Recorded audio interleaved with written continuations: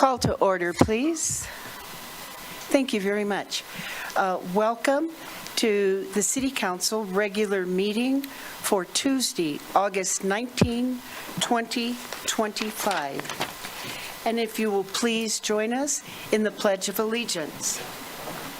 I pledge allegiance to the flag of the United States of America and to the republic for which it stands, one nation, under God, indivisible, with liberty and justice for all. City Clerk, if you can please call the roll. Bowling. Here. Freed. Here. Lockhart. Here. Newman. Here. O'Doherty. Here. Shumway, absent. V-Hill. Here. Richardson. Here. Cumby. Here. That's 8 present and 1 absent, Your Honor. Thank you, City Clerk. Next, I'd like to move to public comment on non-agenda items.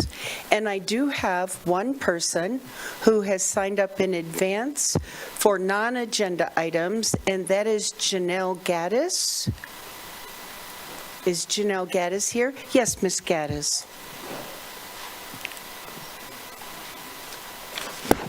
Good evening. Good evening. You have 3 minutes. I have 3 minutes. Yes, Okay. ma'am. I did email out mid-July to all of the city council, and I believe Nancy followed up with that, information about what I wanted to bring before the council tonight. I purchased the property at a tax lien sale in September of 2017.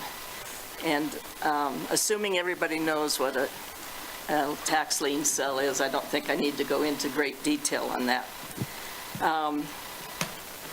You have to meet a lot of requirements. You have to continue paying taxes on that property for 5 years, and then you have to do a lot of advertising that you plan to apply for the tax deed, which I did all of that. This property, when I purchased it through the tax lien sale, was listed as a residential lot, and it was assessed value was $56,991. I was able to purchase that at the sale, and I did indeed go through all the steps necessary. And I did receive in January of 2022, I was granted a tax deed on it. After that, I went to the city planning department so that I could find out exactly what all I was able to build on it. That whole area is duplexes. That's when I was told by the city planner, Derek, that the lot was unbuildable, that it was zoned open space. And I said, no, here's the assessors and what I paid. It's a residential lot. And he said no. And we had a lot of back and forth. And he finally informed me that this would never be a buildable lot.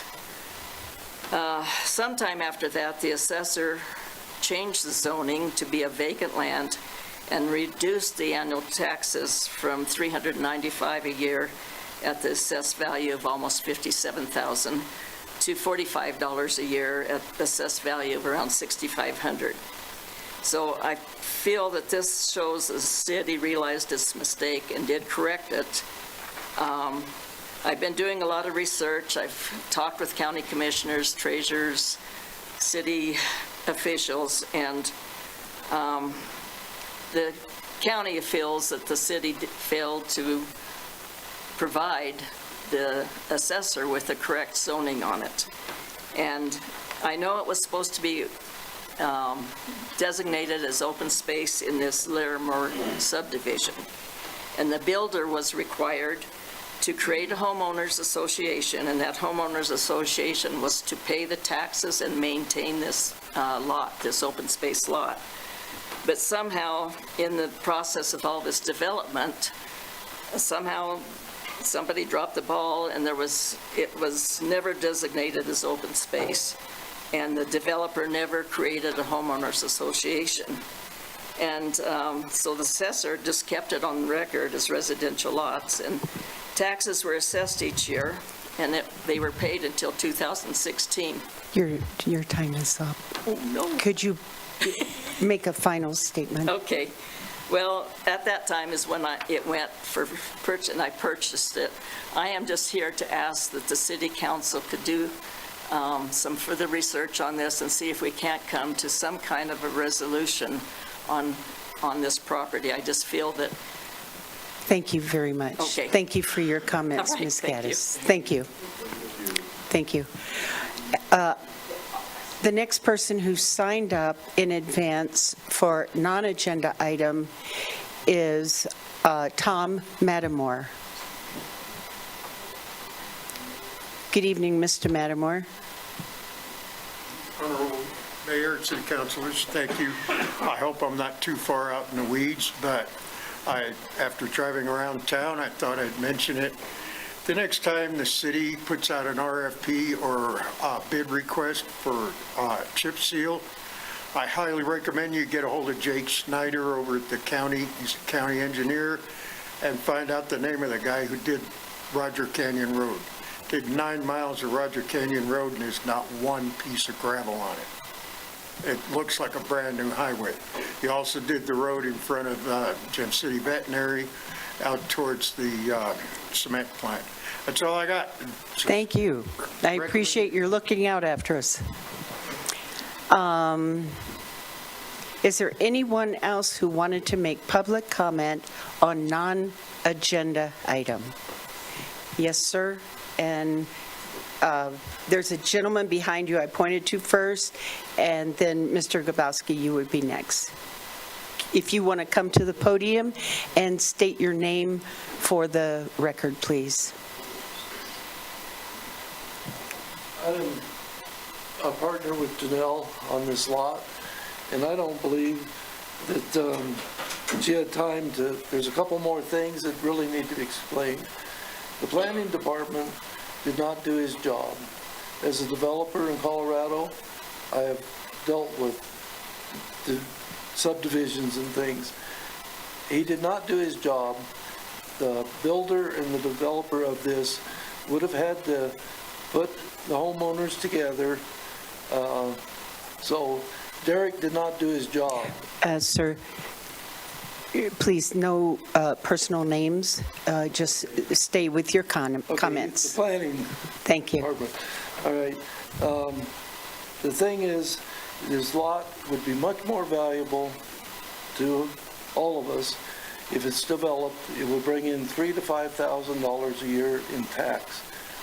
And it's just sitting in an empty lot, doing nothing, and nobody's paying for it or taking care of it.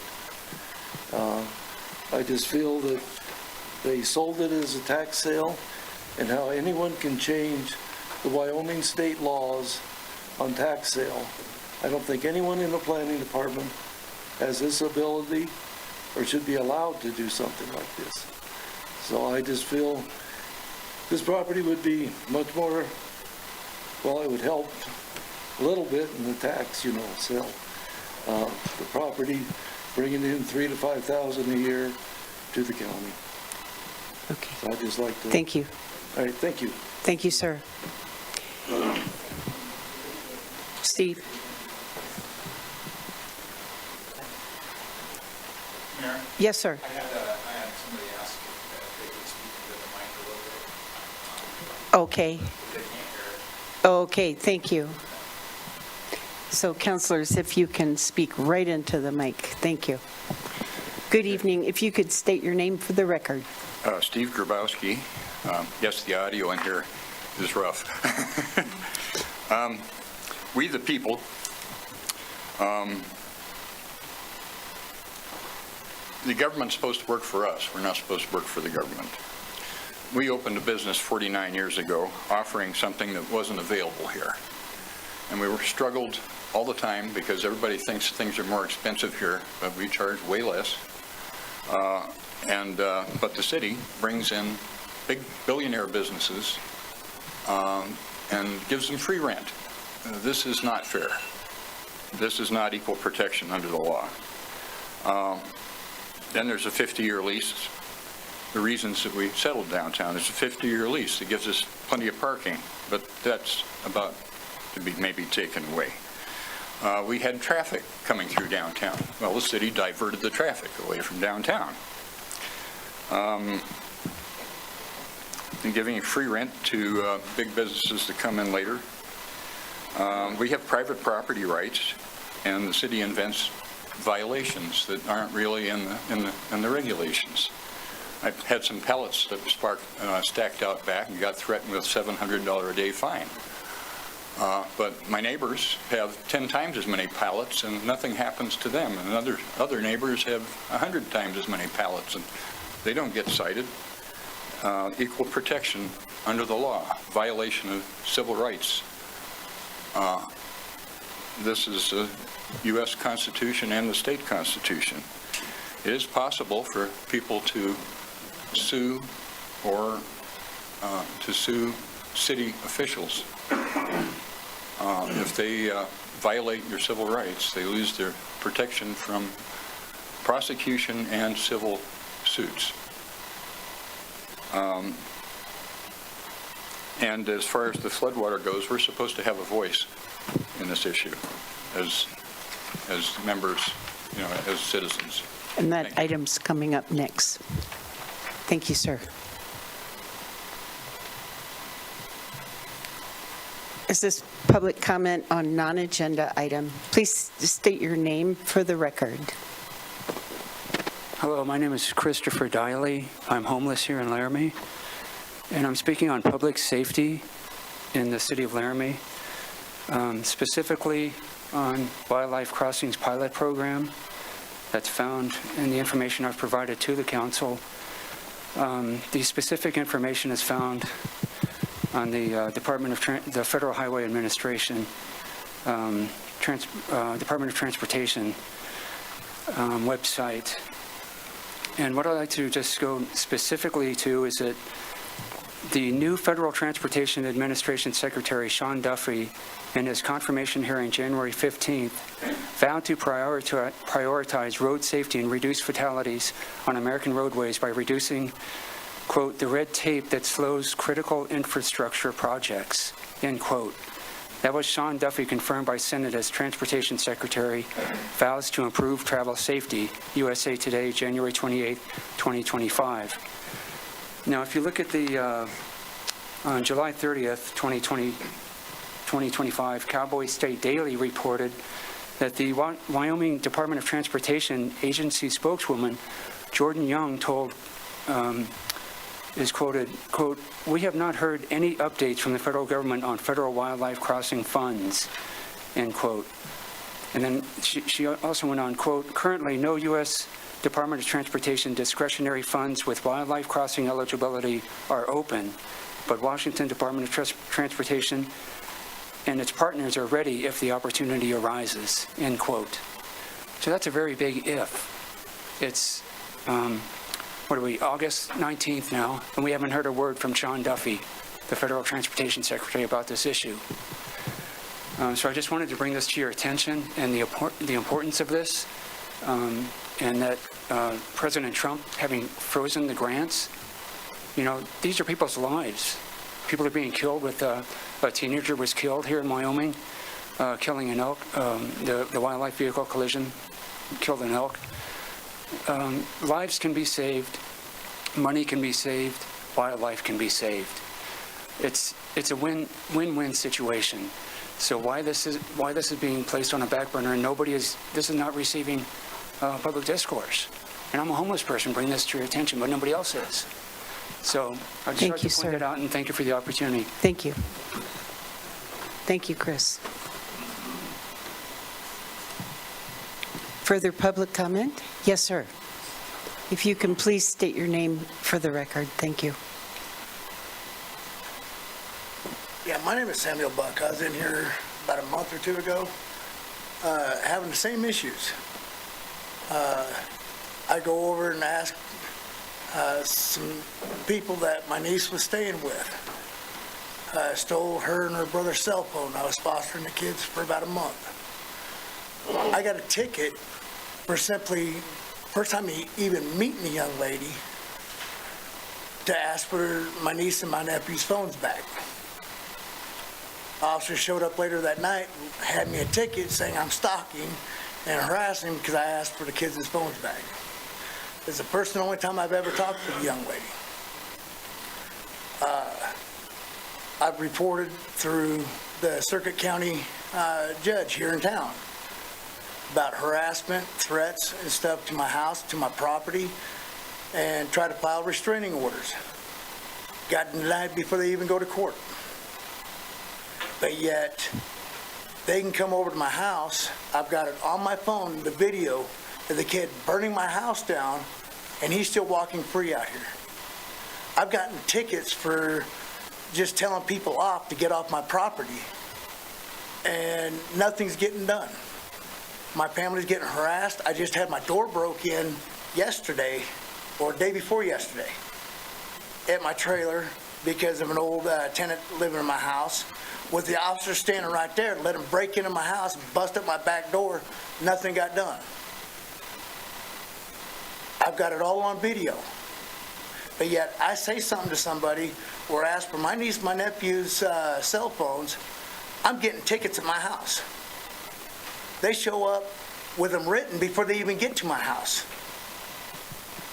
Nothing's getting done. I mean, I've went up and talked to the judge here in town.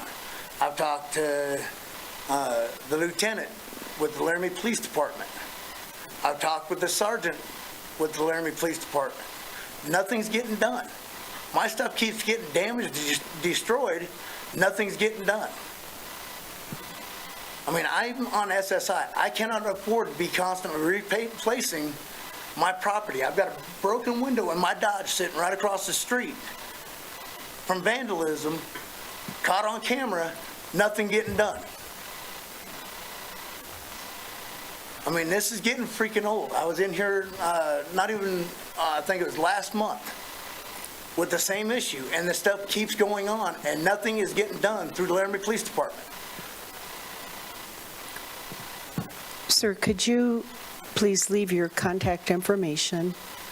I did that last time, and nobody's contacted me back. I've got every single email in my phone since the last time I was here. I have not deleted nothing out of my phone, and nobody's contacted me back. Nobody showed up to talk to me. Nobody called or anything. I can follow up from here, and if I can have your contact information. I can't investigate that at this moment in time, but I will get back to you. All right, thank you. Thank you, sir.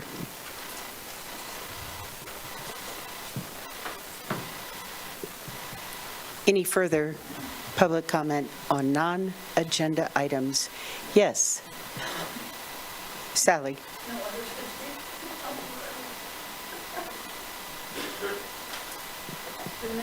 I won't take that. Good evening, Dr. Palmer. Good evening. I've lived, Shelley Palmer, 715 South 11th, okay? And somehow, some way, I want to say thank you to each of you for building bridges. When the Clark Street Bridge was torn down, it was horrible just to people living on the west side. And then you're picking up several things about how can we build bridges back, not bridges of cement, but of understanding. So I brought some resources because I'm Our Lady of the Handouts. But the west, I want to say something about the west side, that grandmothers years and years ago had to petition for a stoplight to stop at Lincoln School so their grandchildren could walk safely across the street to Lincoln School. And that's what I see the spirit of what you're trying to do. Where the issue is water, our safety is like, no, we are one city. So I want to leave this for whomever you want to give it to, but once upon a time, there was a doctor who started the downtown clinic. His name was Dr. Klein. And he sponsored a Chinese physician who came here, a cardiologist. So this goes to someone who knows how important it is to build bridges, like each of you do. Don't give up, please. We need you. We do. Thank you, Dr. Palmer. Oh, you're welcome. Who would like these? Oh, no, of course you can. Yes, sir. Mr. Hershey. Non-agenda items. Yes, sir. Hi, Ryan Hershey. I'm speaking here tonight to request that you guys move the meeting tomorrow to a different date where we can allow more time for public to know about it. I think that there was not enough public notification for a work session tomorrow on the 1 cent tax, and I think that there needs to be more notice for the public. Thank you. Thank you, Mr. Hershey.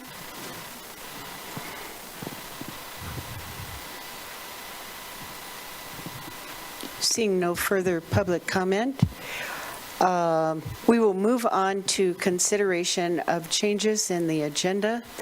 Is there any public request to remove a consent agenda item and place it on the regular agenda? Seeing none, Councilor O'Doherty, if you can make changes to the agenda. I move that item 9JI be removed from the agenda. Do I have a second? Second. I have a motion by O'Doherty, second by Vigil. All in favor? Aye. Aye. Opposed? Hearing none, that motion passes. Councilor O'Doherty, if you can please set the agenda. I move that the agenda be set as changed. Second. I have a motion from O'Doherty, second by Freed. All in favor? Aye. Opposed? That motion passes. Next, City Clerk, we have a number of public hearings, and what I will do that's been done before, and it seems to make things more efficient, and I want to make sure that we have time for public comment, is if you can read the public notice, the public hearing notice, read all three, and then I will take comment on any of those three, but please recognize those will also be coming up on the agenda for comment. So, City Clerk, if you can read the first public hearing, please. Mayor, do you, just for clarification for my sake, do you want me to read each one separately, or we have the We have first two three. together, the third one is on its own publication?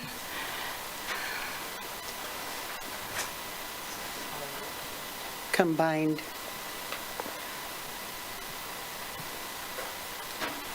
We'll start with the first one. Notice is hereby given that a public hearing of the Laramie City Council will be held at 6:30 p.m. on August 19th, 2025 in City Council Chambers, Laramie City Hall, 406 Ivanson Avenue, Laramie, Wyoming. The meeting shall be held with both online Zoom and in-person option to take public comments on the following: Original Ordinance Number 2107, amending Laramie Municipal Code, Chapter 15.24, adopting the 2024 International Code Series, and updating language to conform to International Code Series. All applications, plans, and specifications relative to these matters are available for review at the City of Laramie Planning Office at 405 Grand Avenue, Laramie, Wyoming. Anyone wishing to be heard should be present at the City Council chambers or via Zoom. Webinar ID 892-230269, passcode 249812. Written comments may be mailed to City Council, care of City of Laramie Planning Office, P.O. Box C, Laramie, Wyoming, 82073. For questions or information, contact City Planning at the address above by phone at 307-721-5207 or by email at planning@cityoflaramie.org. Thank you, Thank you, Mayor. City Clerk. And I think I'll just go ahead with each one. Is there any public comment on this public hearing? Seeing none, City Clerk, if you can move on to the second public hearing. Notice is hereby given that a public hearing of the Laramie City Council will be held at 6:30 p.m. on August 19th, 2025, in City Council Chambers, Laramie City Hall, 406 Ivinson Avenue, Laramie, Wyoming. The meeting shall be held with both online Zoom and in-person option to take public comments for the following: Original Ordinance Number 2108, repealing LMC Chapter 2.20, eliminating the Board of Health as an official board of the City of Laramie, and amending the Laramie Municipal Code Title 2.10.010, 2.12, 2.16, 8.04, 8.08, 8.12, and 8.36. All applications, plans, and specifications relative to these matters are available for review at the City of Laramie Planning Office at 405 Grand Avenue, Laramie, Wyoming. Anyone wishing to be heard should be present at the City Council chambers or via webinar ID 892-4923-0269, passcode 249812. Written comments may be mailed to City Council, care of City of Laramie Planning Office, P.O. Box C, Laramie, Wyoming 82073. For questions or information, contact City Planning at the address above, by telephone at 307-721-5207, or by email at planning@cityoflaramie.org. Thanks, Mayor. Thank you, City Clerk. Is there any public comment on this public hearing? Seeing none, City Clerk, if you could move on to public hearing 3. Notice is hereby given that a public hearing of the Laramie City Council will be held Tuesday, August 19th, 2025 at 6:30 p.m. at 406 Ivinson Avenue, Council Chambers, and via Zoom meeting for the following purpose: Original Ordinance Number 2109, repealing Laramie Municipal Code, LMC Chapter 13.80, related to surface water drainage.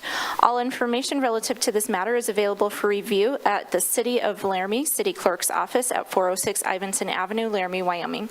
Anyone wishing to be heard should be present or may be represented by his or her agent at the meeting or via Zoom. Thank you, Mayor.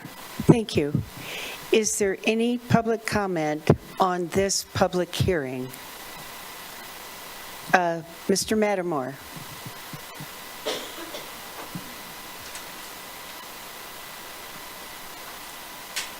Good evening, sir. Honorable Mayor, thank you. City Councilors, thank you for your time.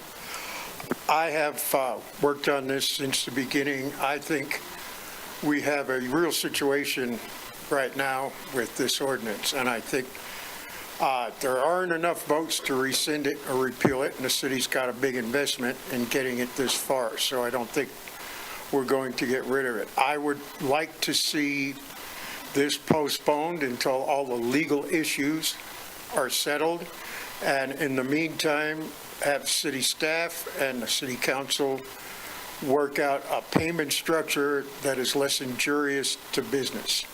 The business community is going to pay a heck of a price as it stands with the fee structure we have. We already have 2 major institutions who refuse to pay the bill and will probably end up in court. We are looking at,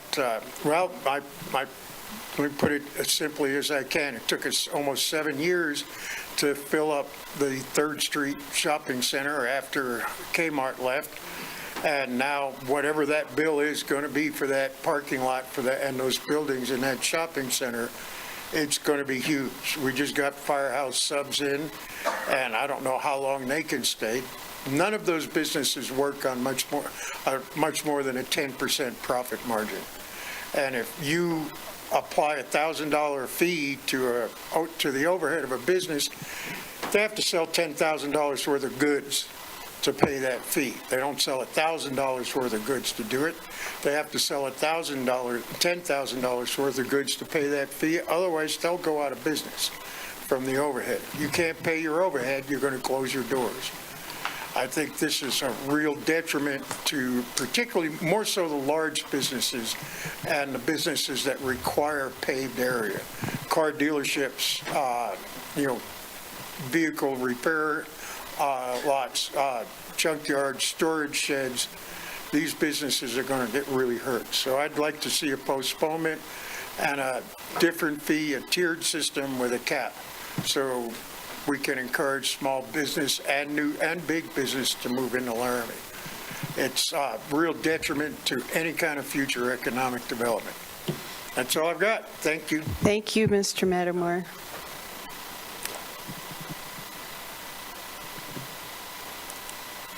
City Manager, announcements. Thank you, Mayor. One announcement from our Administrative Services Department. Well, we have, are you wanting to make public comments on the public hearing or on the actual, when we bring it up for motion and discussion? Okay, if we could bring it up for motion, for item 11 on the agenda, which we've placed it first. Yes, City Clerk. If I could just let you know, you have a hand raised from Brett Glass online. He did ask if he could provide comments during the public hearing because Okay. he will not be able to be on later. But we will have time, we want to make time for comments when the motion is on the table and discussed by council. If that's okay, we will have that time to do that. Okay. If you can bring Mr. Glass in. And it's public comment on this item. Okay.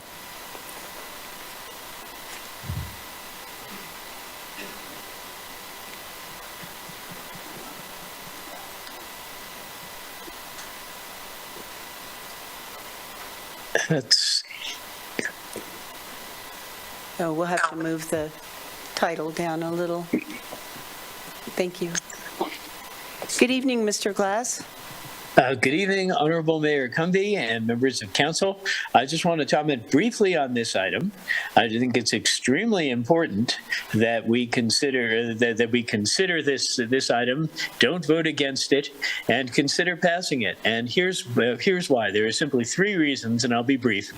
First, the first reason is that there's too much that is going to be problematic about the ordinance for us to fix it with a few amendments, as mentioned in the postponement resolution.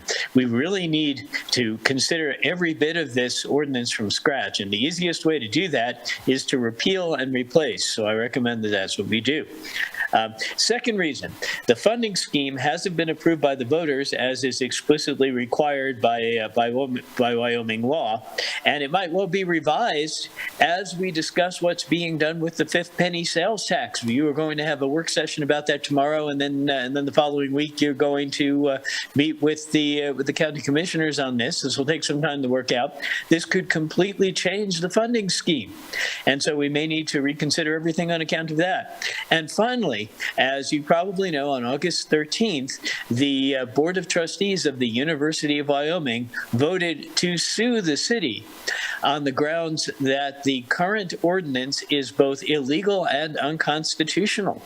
And this could cost the city a lot in legal fees if we don't negotiate with them and talk to them about this. The easiest way to moot the lawsuit is simply, again, to repeal and then come back with something that we have negotiated with the university so that no lawsuit is necessary in the future. So for all of these reasons, I recommend that you all vote for this, even those of you who are hesitant to do so, and that we, again, repeal and replace and do the right thing as we reconsider it. Thank you. Thank you, Mr. Glass. Is there any other public comment on this public hearing? Or, yes, Mr. Hershey? It is on the hearing. Thank you, sir. Brian Hershey, I urge you to go ahead with this hearing tonight. Do not postpone it. The people are here. You postpone it more and more, less people will show up, and you won't have the public involvement that you're asking for. We always hear you want public involvement. We're here. You want to hear us, listen to us, and then vote on it. That's representation, and I urge you to represent us tonight. Don't go in with a preconceived mindset of this is what I came here and this is what I'm going to do. I think that there are some members of the council that are just stuck in the head that this is the only way to go through and we're just going to continue on. That's not the course. I'll have more to say on this in a little bit, but please continue on and do not postpone this hearing. We need a vote on it tonight. Thank you, Mr. Hershey. Chris, is this on the public hearing? Okay, thank you. I was listening carefully, my name is Christopher Diley. I was listening carefully, but I'm a little lost. I was trying to speak on the public hearing regarding the eliminating the Board of Health. Is that coming up, or? That has already passed. That's already passed? Yes, sir. I was listening Would carefully. you like to, it can be very confusing. Okay. Would you like to make a statement on that? If I could, thank you, I appreciate that. Thank you, I'll be very brief. I would just like to oppose it, just that I see this as moving towards privatized healthcare, and I think that the Board of Health can be very helpful to people such as myself, homeless people that have health issues, medical issues, that I'm trying to get help with the medical issue, and I can't get the stability in order to get the surgery, rectal surgery. Chris, Yeah. if I could clarify, the Board of Health is not Albany Public Health. The Board of Health oversees the cleanliness of restaurants, and it is the consideration that the Board of Health would be better housed under the county, possibly with public health, but this in no way impacts public health. The Board of Health monitors the cleanliness of restaurants, spas, and tattoo parlors, and that is the role of the Board of Health, which is different from public health. I appreciate that. Yes, sir. I didn't understand the That's distinction. okay. Thanks a lot. Okay, I appreciate that. Thank you, And sir. I apologize that I That's wasn't more okay. informed. That's okay. All right. So, clarification. Is there anyone else who wants to make public comment on the public hearing related to stormwater? Or shall we put that on the motion, in process, and comment come then? So if there's no one who wants to make public comment on the public hearing, then we'll go ahead and move on. And I see none. And so next, City Manager, are there announcements, please? Yes, thank you. Administrative Services, Mayor. Excuse, oh, thank you. Good Welcome. evening, Honorable Mayor and City Council members. We thought it might be a good idea to announce that our process for refunding or crediting the surface water drainage fee has been completed as of this week. And so the final refund checks will go out on this Friday. And it really, we put a good graphic out to the council members to help you answer questions. I hope you found that useful. And so if you were assessed that fee and did not pay, that would have been credited with the billing cycle this month. If you were assessed that account fee and did pay, if you had an account, your account will be credited because you would have had other city services, so you'll pay less in this next month. If you did not have an existing account, it was a new account and you paid, then a refund check is being mailed to you. And just kudos to my team, to Billy Yarich, for developing the graphic, getting information out there, and for getting these credits and refunds processed really quickly. Thank you, and I appreciate your clarifying that for the public. Any further announcements? No further announcements. Councilor O'Doherty, approval of the, Yeah. well, that would have been, staff recognition. I was considering that an announcement. I Sorry. apologize. I wasn't on the same page with you, Mayor, but you Okay. are correct. That is an announcement. So let me kick that off by having the pleasure to introduce John Hutchison to you this evening and recognize the amazing work that he has been doing with the city.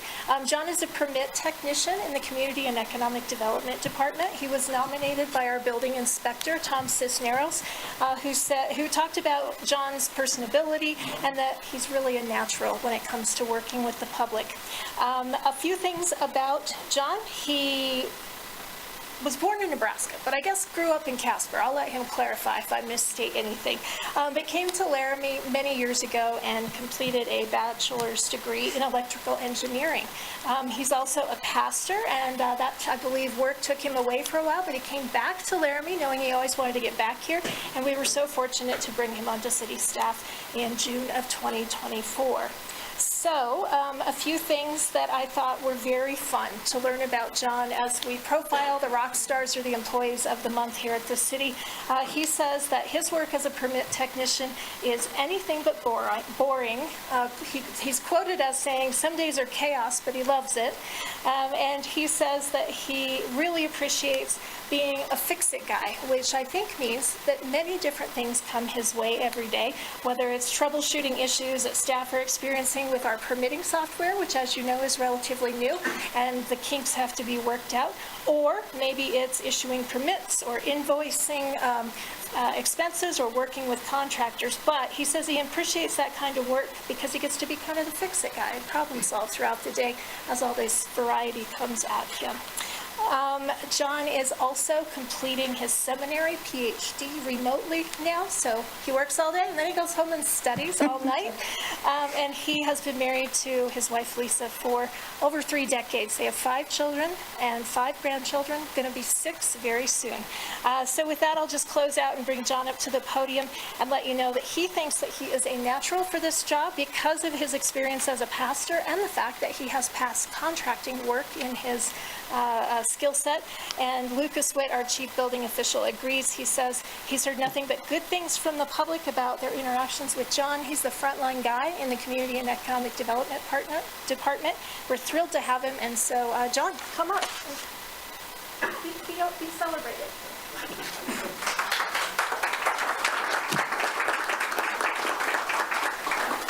Thank you, John, and congratulations. Thank you.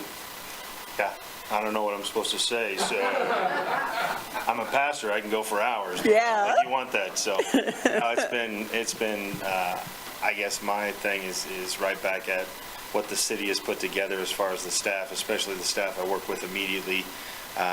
They're all kinds of backgrounds and personalities and everything, but we work together well, almost like a family. And it's a fun place to work. Like I said, it's super exciting. Today's probably tops. So if you know what happened today. So yeah, it's all kinds of fun. And like I said, I like to fix things. I like to problem solve. I've been a contractor. I've worked for NASA. I've done all kinds of stuff. And it's always fun to get a job that's challenging. So. Thank you, John.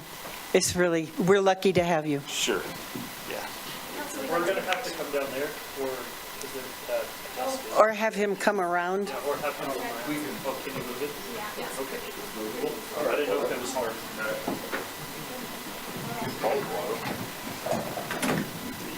This is our usual, when we have a rock star of the month, we take a picture. I'm just in front. Yep, we'll move around you. Yep. Can't see you at all. All right.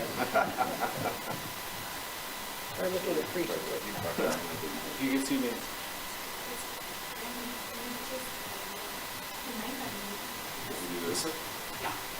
You're fine. We'll move around you, John.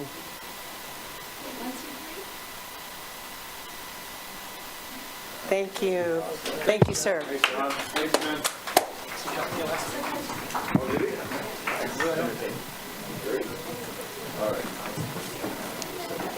Okay.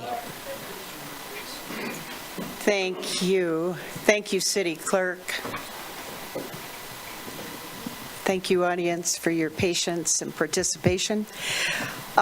Next, are there any disclosures and/or conflicts of interest by city council members?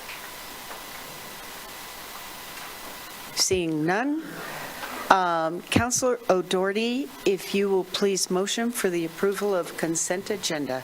I move that the consent agenda be approved and that each specific action on the consent agenda be approved as indicated. Second. I have a motion by O'Doherty, second by Hill. City Clerk, if you can please call the roll. Bowling. Aye. Freed. Yes. Lockhart. Yes. Newman. Yes. O'Doherty. Yes. Shumway absent. Hill. Yes. Richardson. Sorry, yes. Cumby. Yes. That's 8 yeses, 0 nos, and 1 absent, Your Honor. Thank you, City Clerk. That motion passes. And before we move on to item 11, which is the item that we're all here for, as most of you, many of you were here the last time that this item was brought up, and know that there was not time for council debate before there was a vote to approve. And the vote to approve was to make sure that we were able to have debate. And would like council to consider that we suspend council rules of procedure, Rule 3, remarks and debate for the duration of regular agenda item 11, so that we can combine questions and comments of council. You have the opportunity to hear that, and then we receive public input. I think it would be fair that you have the opportunity to hear the discussion. So would anyone be willing to make this motion? So moved. Okay. Should I read it? Should I read this motion?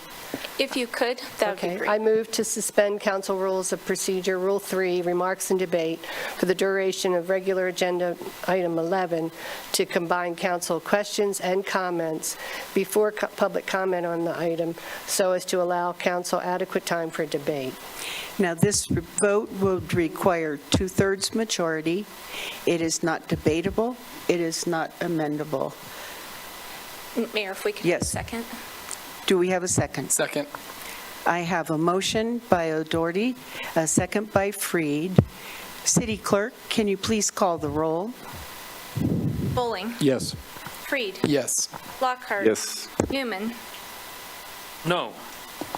O'Doherty. Yes. Shumway, absent. Hill. Yes. Richardson. Yes. Cumby. Yes. That's 7 yeses, 1 no, and 1 absent, Your Honor. Thank you, City Clerk. That motion passes. And now I move to Councilor Newman. Item 11, please. I move to approve original ordinance number 2109 on second reading, repealing Laramie Municipal Code, Chapter 13.80 as enacted by enrolled ordinance number 1859. I second. I have a motion by Newman and a second by Lockhart. And Councilor, since you are the author of this ordinance, would you like to introduce it, please? I don't know if it needs introduction. It's to get rid of the ordinance. Okay. Yeah, I don't have anything to add that we haven't talked about. I think. All right. Councilors, any questions and/or comments?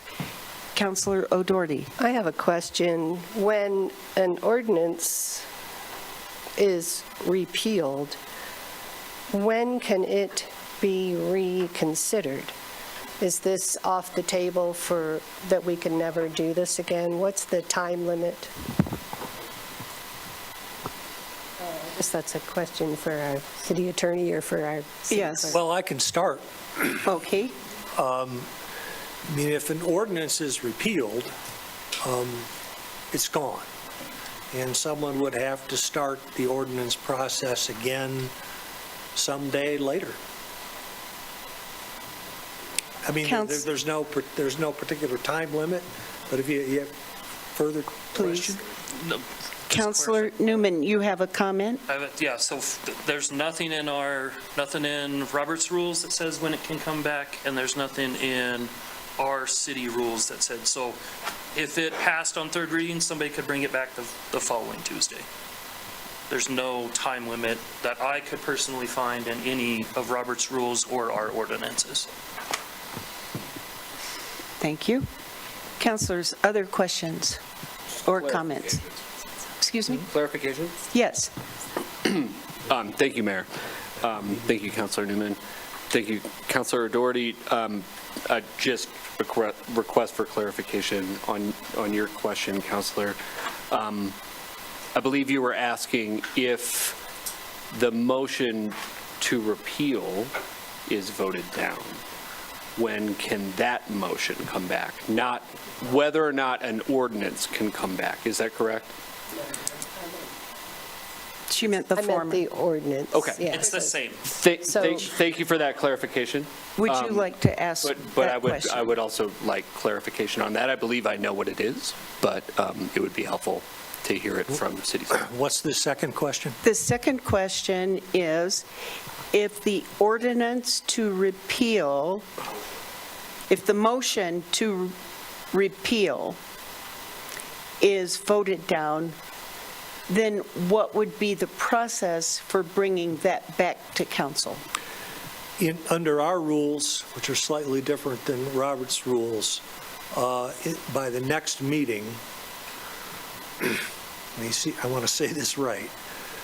If someone voted to repeal, voted in favor of this motion, then in the next meeting, anybody who voted in favor of this motion could make a motion to reconsider, and it would be back in front of council.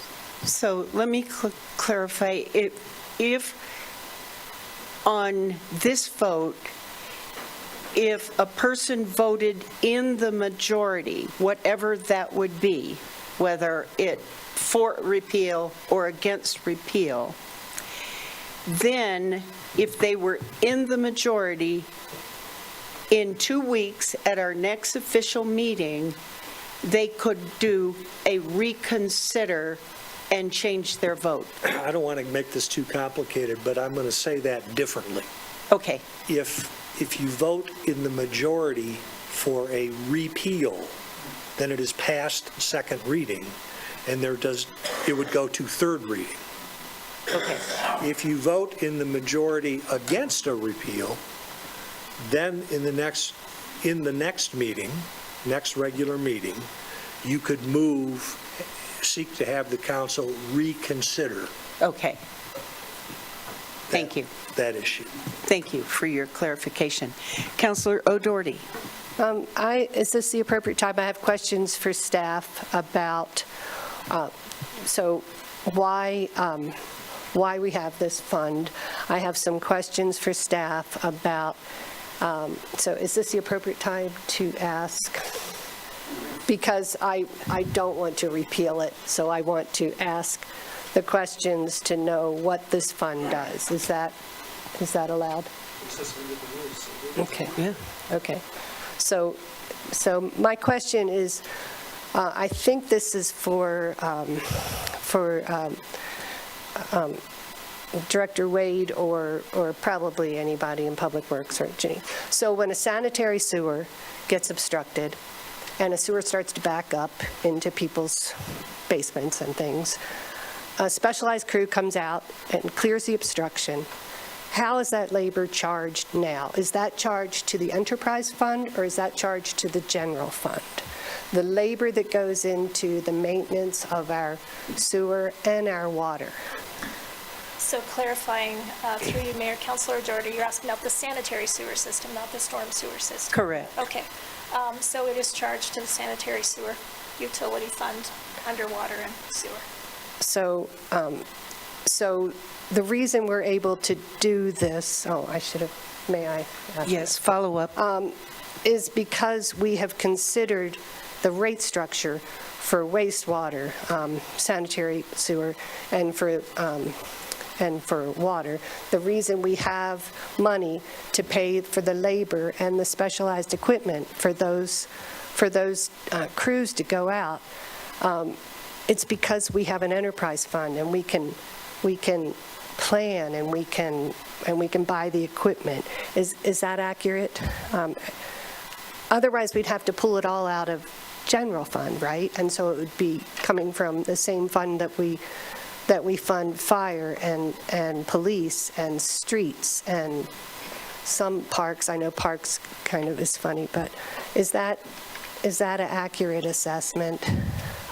Mayor, through you, Councilor O'Doherty, yes. The sanitary sewer operations, that includes staff, day-to-day operations of that system, as well as all capital expenditures, et cetera, are charged to that utility fund.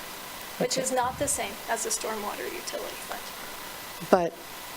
But if we have the stormwater utility fund, we can have the specialized equipment and the specialized crew, and it would be charged, the labor of those crews would be charged to this surface water drainage fund. Yes, with Right. respect to surface water drainage, the maintenance and operations of the system, just like with the other water, sanitary sewer systems, will be charged to the surface water utility fund. And may I ask one quick, and that's my last question. Okay. May I ask Director Webb, didn't we already buy the big vac truck that is, it's a bigger diameter thing to clean our storm sewers? I thought that that had already been on the agenda and that we approved it and that it would come from the stormwater fund because as of the beginning of this year, we thought we had this fund. Is that correct? Mayor, through you, just for clarification, the vac truck that we purchased was actually last May, was purchased out of the general fund. Is what we purchased in mid-July, I believe, was the camera truck. The camera truck was purchased in mid-July and went under contract and was purchased from the surface water fund. Thank you. Councilors, other comments or questions? Councilor Lockhart. Thank you, Mayor. Because we didn't have discussion last time and there was even some confusion on my part as we discussed earlier, I wanted to clarify for everybody while we did a suspension so we could rework the fee possibly. A repeal eliminates it if we wanted to change it to try to get it as a tax.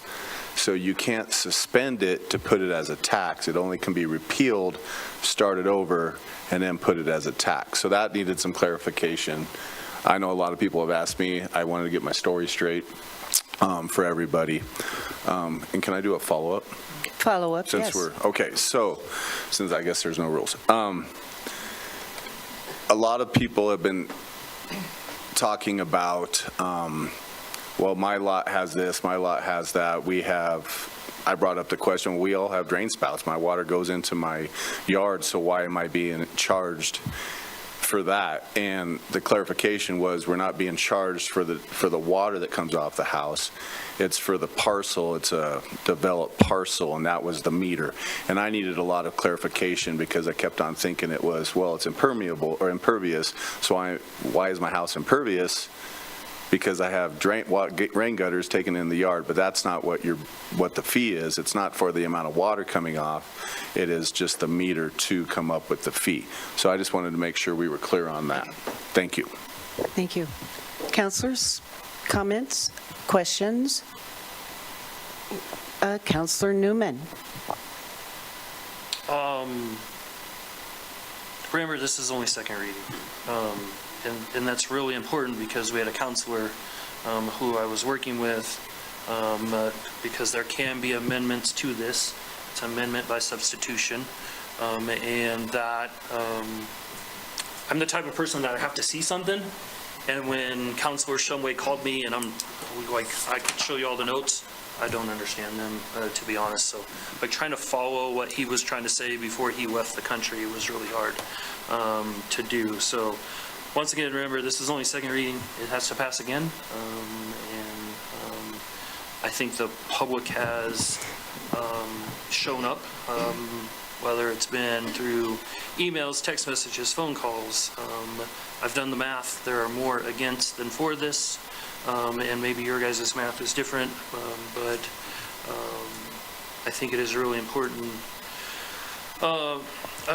that after the public has time to speak, because we did suspend the rules until after this, that there are questions that they bring up, we allow staff to answer at the end as well.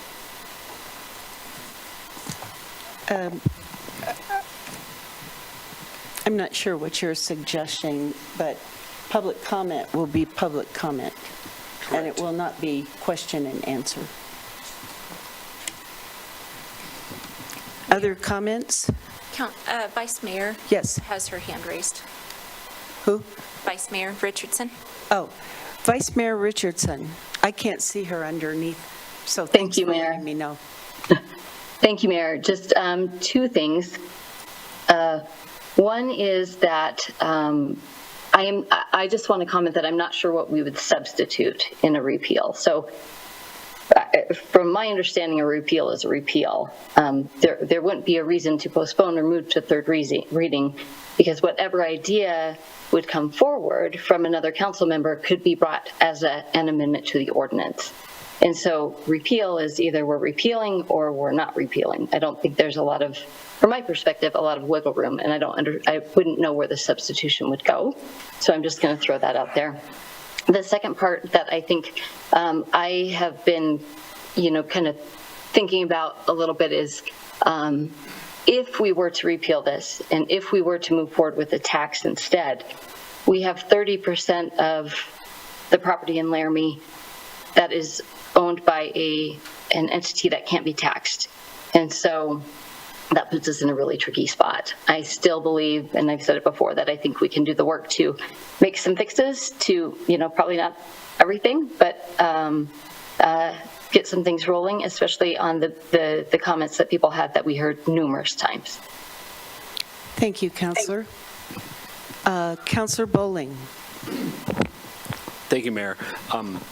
Just quickly as clarification, are we having a single go around or 2 times 4 minutes apiece because we suspended our rules?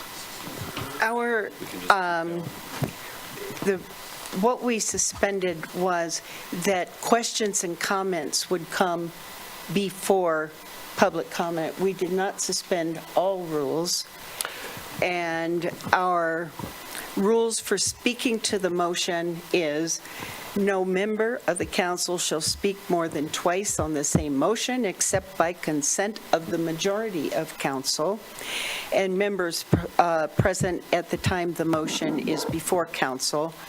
Remarks are limited to 4 minutes each time the member speaks. For a total of 8 minutes, council may forfeit their time to speak to another council member.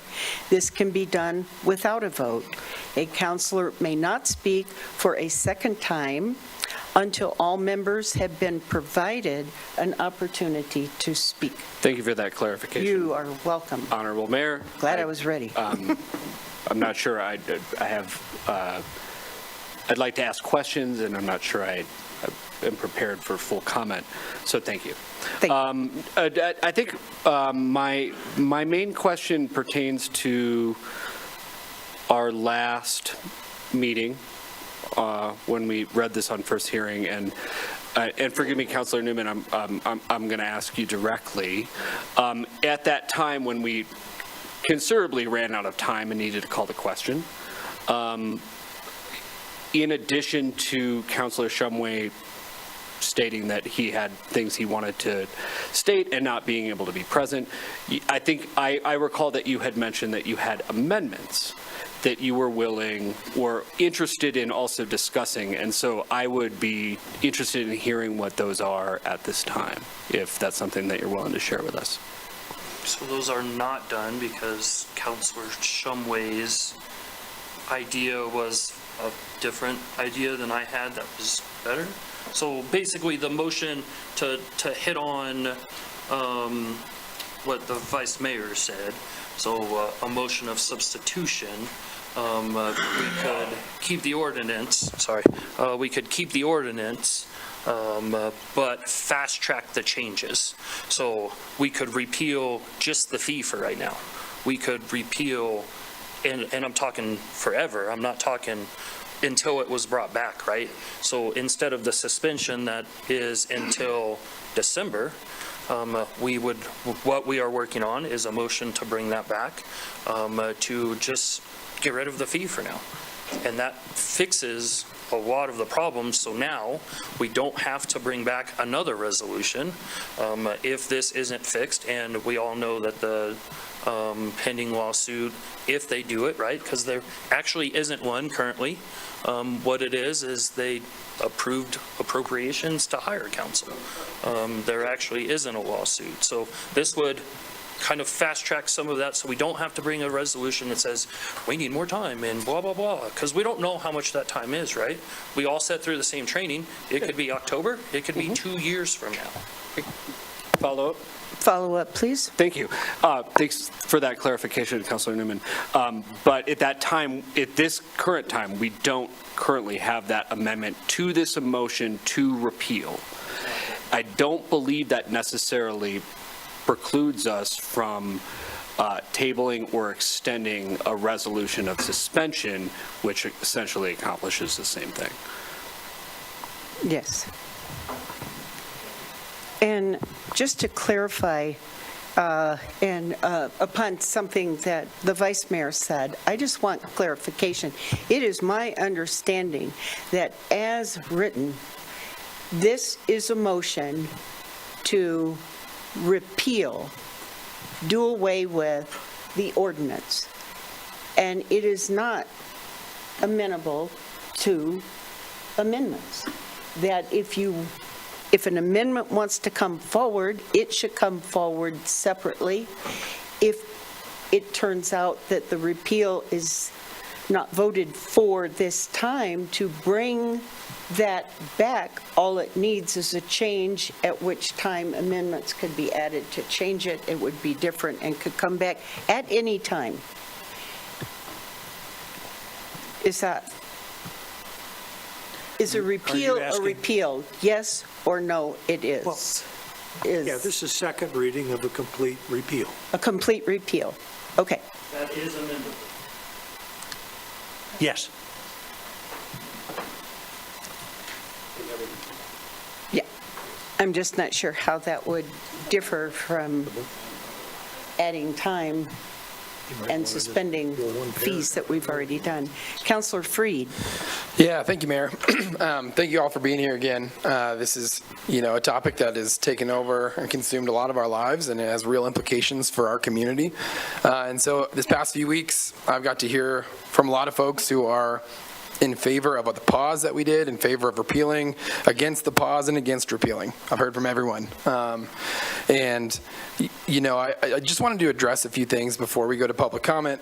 There's been a lot of comment about, is this legal? And so the interpretation by our legal counsel and between Title 15 and 16 is that you can enact a fee of this kind, and you don't have to go to the general public to vote for it. And that was what the state legislature granted communities to do.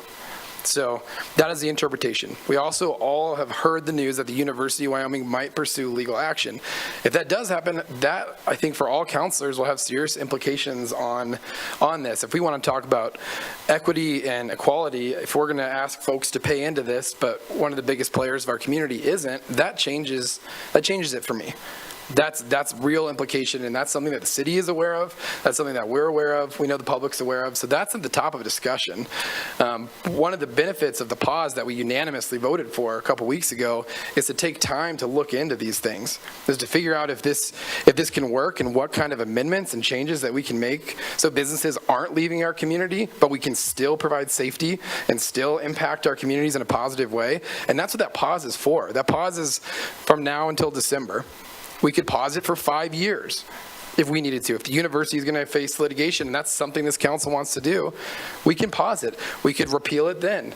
We can do a lot of things. I am not in favor of completely removing this and not spending time working on it. There's 4 new council members here that can put our minds to this task with the existing council in our city. We hear you. I don't think any of us are in favor of people paying crazy amounts and shutting down their business. I don't think we're in favor of having some people disproportionately be affected than others. That's not the goal of this, but the goal is to impact and fix our crumbling infrastructure that's been needed for a long time, and we haven't had the resources to do it. And now we have a creative strategy to get this done, and yes, it might take some fixing, and that's the goal of this. This isn't, by pausing this that we've done, we're going to work on those things, and if we don't find credible solutions, then we can decide what to do at that point. I'm not willing at this point to throw it away. Other comments?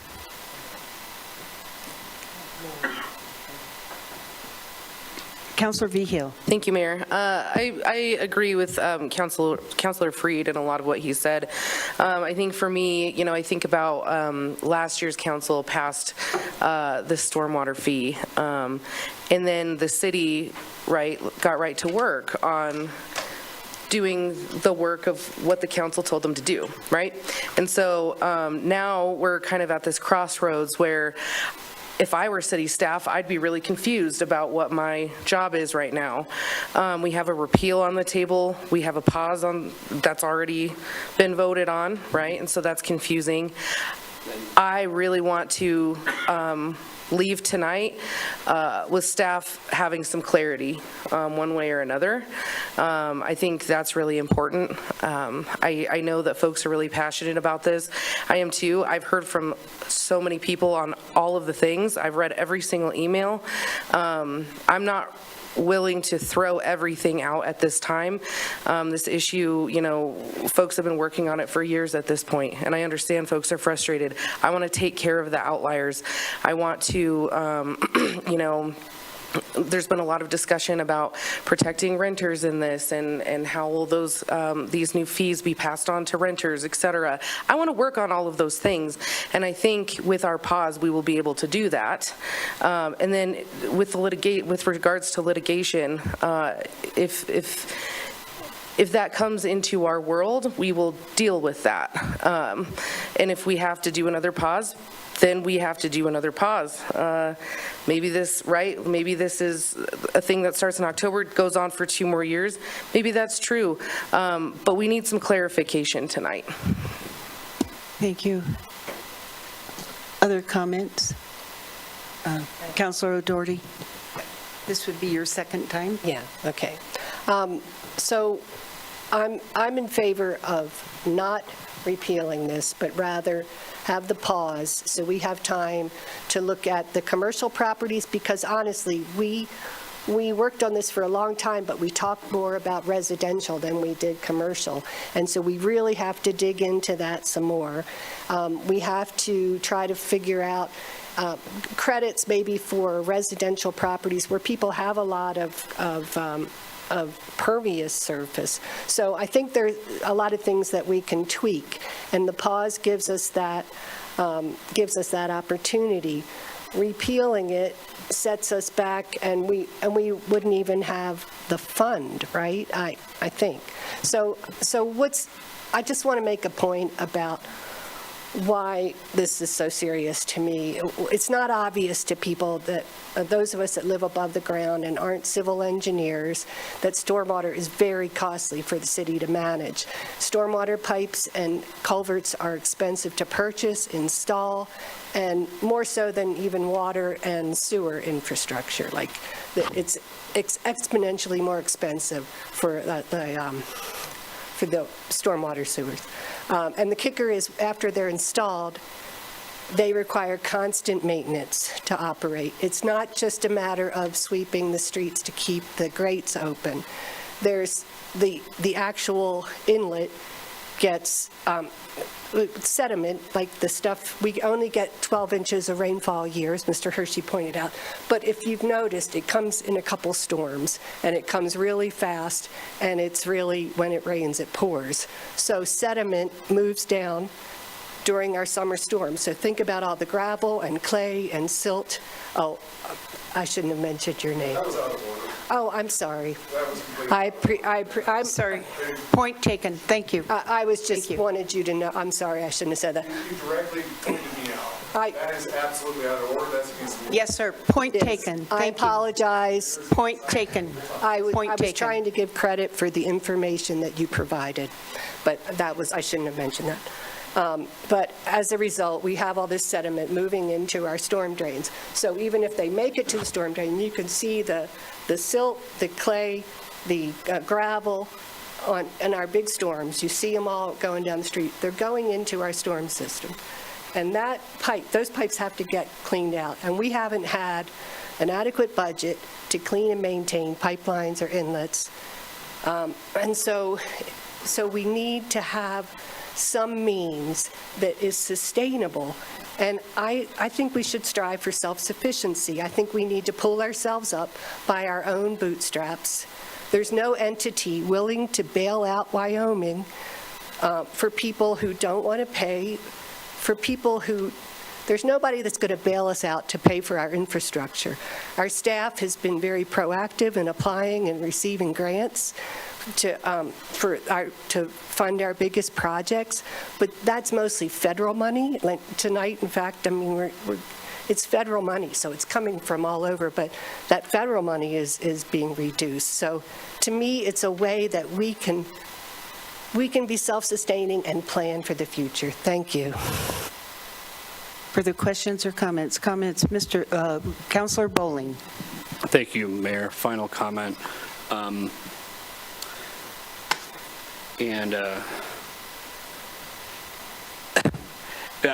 To begin with, personally, I strongly believe in the idea that no matter what the utility is or the public safety need is, that we all pay a little to protect a lot, and that we all contribute for the needs of the many over the interests of a few.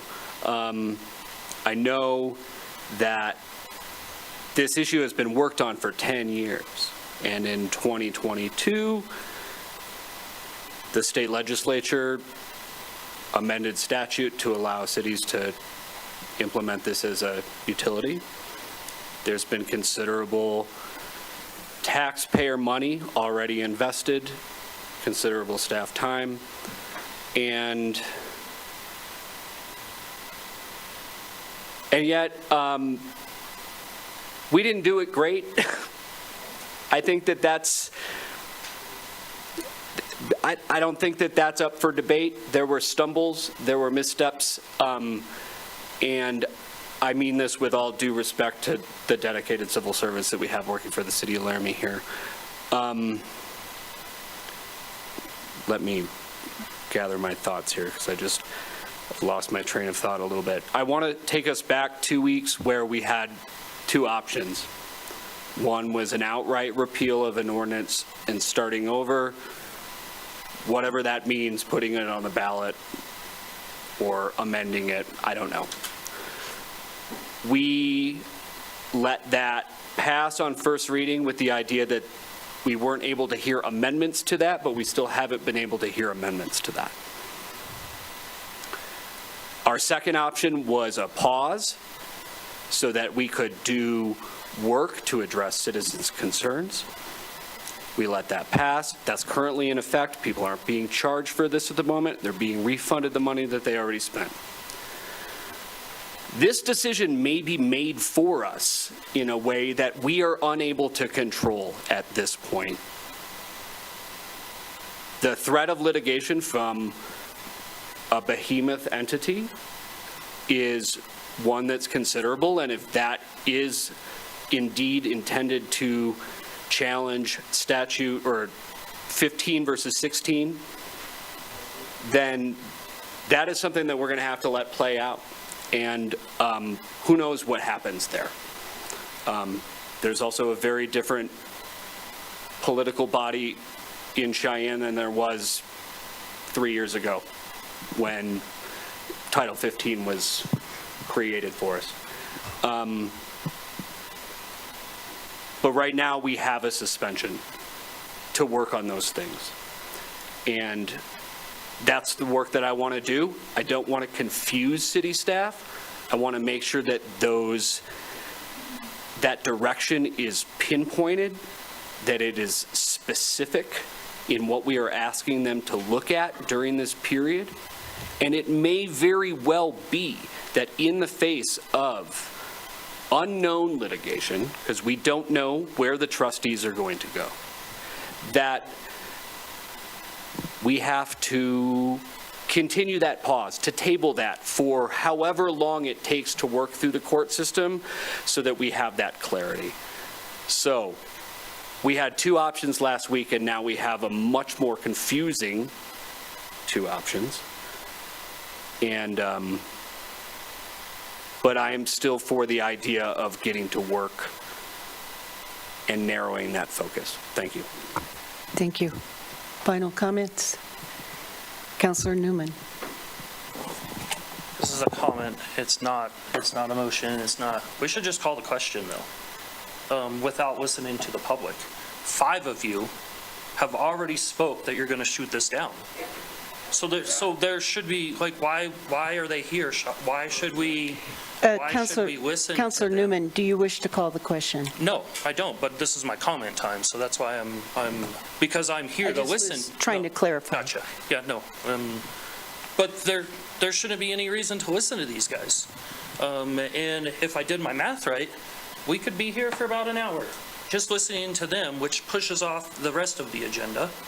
And then we're going to have to bring a motion to bring the rules so we can go to 10, right? So this is why I voted no to suspend the rules, because 5 of you have already said which way you're voting. These guys' opinions don't matter. Well, I think you have also said how you would vote. Yes, City Clerk. Just wanted to let you know, Vice Mayor Richardson has her hand raised. Yes, Vice Mayor Richardson. Thank you, Mayor. I also want to I know someone else had, had just shared their thanks for everyone being there, and I want to do that as well. I will also say that public comment from those in the room has also included concerns. And so those concerns are what we are taking forward. We have heard a mix of both get rid of this, work on things, and we've even had a couple that were like, no, just move forward. So I am a little bit taken aback by thinking that public comment is not worth anything this next time. Because just because some of us want to work on this and not just toss it out, doesn't mean we aren't listening. We are hearing the concerns that people have brought forward. We are hearing that they say this is really concerning about businesses. We are hearing, I'm not getting any credit for the work I did on my house. And so I just want to say I want this public portion of it. Now, am I not willing to repeal the whole thing? That is correct. I am not, because I think we all know, it has been established by every person who testified, that the flooding is a problem. And based on the information that has been given to me, based on what we could collect for a tax, what we could collect as a utility, what we know that has been provided to us through legal counsel, 3 different lawyers looking at this, and knowing that we have to fix the problem, even though it's a hard decision, and it's something that we have to do for the future. That, to me, and to those other people who I have talked to who have said, just work on it, is listening. And so I welcome the comments tonight, and I welcome ideas. I welcome the comments that say, this is part of my business. This is the specific situation that I'm seeing at my house. Because I think we can take that information and we can work with it. That's it. Thank you. Thank you, Vice Mayor. Any further? Yes, Councilor Vigil. Thank you, Mayor. Last week I voted to repeal on first reading because I wanted to give respect and a little bit more time to my colleague who I thought was going to come to this meeting with a little bit more information.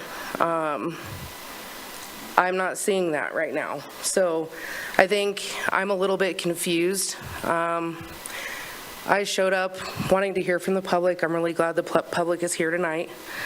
I've been grateful that I've gotten more emails since our last meeting, but I'm a little bit confused on that, and I'm also a little bit taken aback that because we are having discussion right now, that means somehow some of our colleagues are not listening. And so I think personally, I'm a little bit surprised by that. Thanks. Thank you. I just, before we turn over to public comment, I would just like to say that I believe that this is a very hardworking and committed council. We have been engaging with the public for a number of weeks now, probably at least 5-6 hours of comment, and it has meant everything to us to hear your feedback, to understand what the issues are for you. And I believe that we have the willingness and the capacity to work on this and to see if we can make some corrections, because there are parts of it, especially when it comes to businesses and outliers, where the fees are jaw-dropping. That's not acceptable, and we need to look at that and find out what the heck happened, and how come 98% are in this middle between $8 and $20, and then you have these outliers. I want to take a look at that, and that cannot sustain itself. It's unsustainable to businesses and to low-income families, and that was not the intention. But when our system is reaching 70-plus years old, it does not have the capacity to handle our system. And we live in this beautiful Laramie Basin. We live in a basin, a cup, surrounded by higher elevation, where water not only comes from your neighbor or from my backyard, it comes pouring in from the county and the hills and everywhere. We are a basin. And without adequate stormwater drainage, we're going to continue to flood after a 10-minute storm. And the flooding gets into the river. The flooding washes contaminants from the streets into the river. The flooding causes erosion. It causes the breakdown of our roads. It contributes to potholes. I know that we have to do something, but we don't need to be putting people bankrupt. And I think that we would like the grace to work and work hard, to be willing to put in extra time, to continue to listen to your feedback, which has been really important, and for us to try to apply that and to do the work that I feel like I was elected to do. And I have talked to many people in town who want all different things, but a number of people have asked, just do your job and listen to the problems and try to fix it.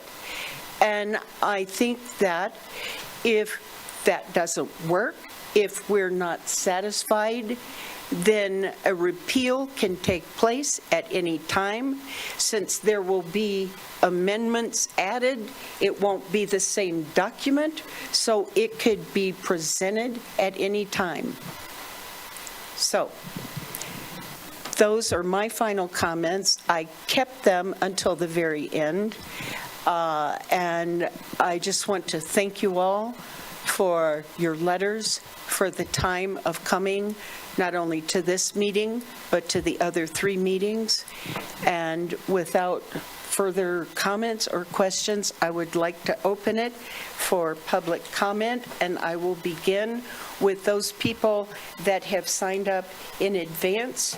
The first person that is signed up is Ryan Hershey. Mr. Hershey, if you can please come to the podium. Thank you. Hi, I'm Ryan Hershey. I'm a Laramie resident. There's several points I need to make here tonight. You guys brought up a couple more while you're in your discussion.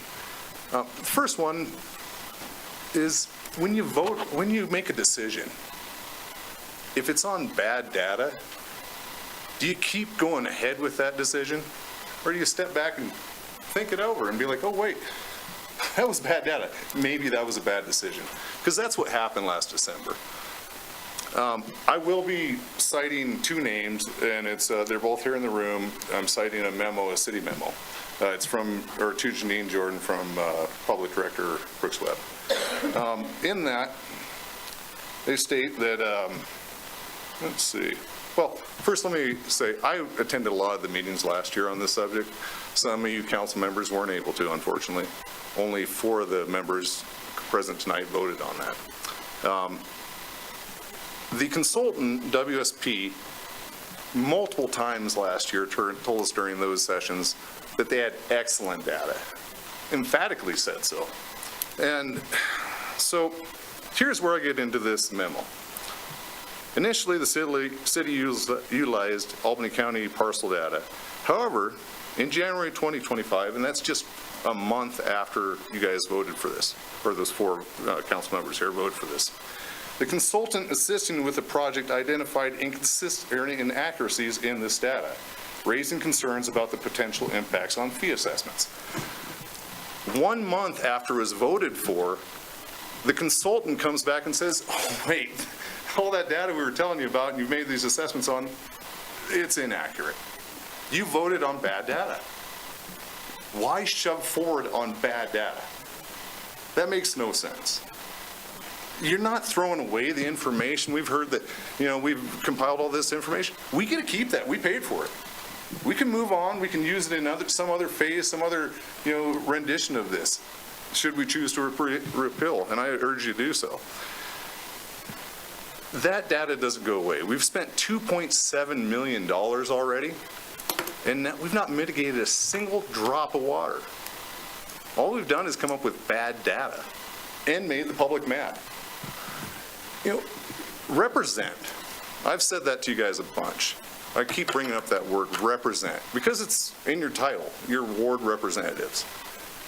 If 5 of you have already come up here and made up your mind before hearing the people, you are not representing. I urge you, vote yes tonight to rescind. You still have one more chance to vote no. You can all get together and be like, you know what, this doesn't make sense. You're given one more opportunity to hear public comment. You're given a couple more weeks to listen to us. Thank you, Mr. Please do that. Thank you.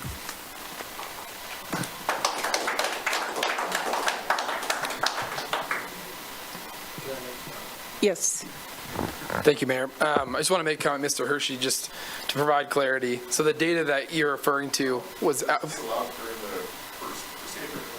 technically no, but I wanted to address your question. I can do it later. Let's do it in private, just so we're not messing with procedure anymore. Mr. Mattimore.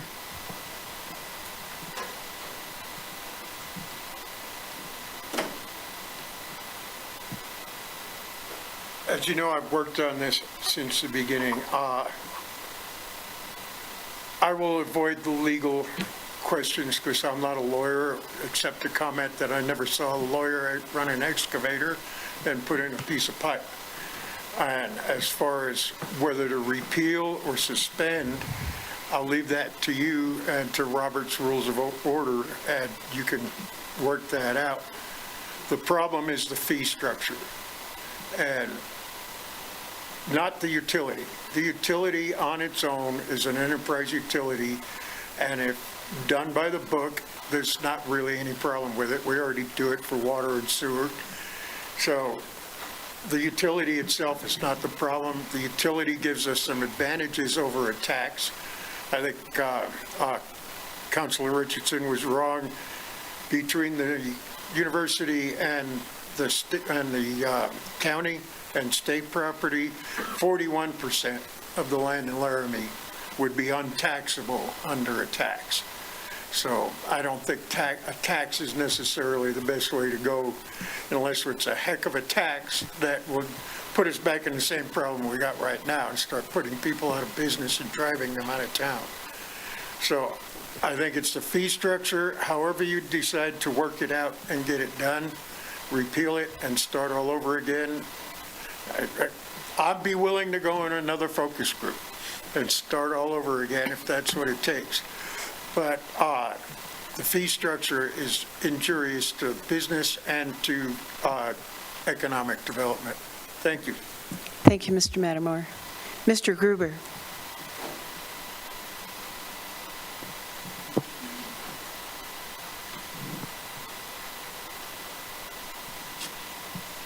Good evening, Mr. Gruber. Good evening, Mayor, City Council members. I had a little speech made out before I came in here. I've changed what I want to do. First of all, I'm disappointed that the council spent $2.7 million, or whatever the number is, ahead of time without people's consent. I feel like it's kind of behind closed doors a little bit. The people here have said, we don't really want this. My question is, the existing storm sewers from other people that were here last time, they said have not been maintained for some period of time, and the city is not doing their job doing that.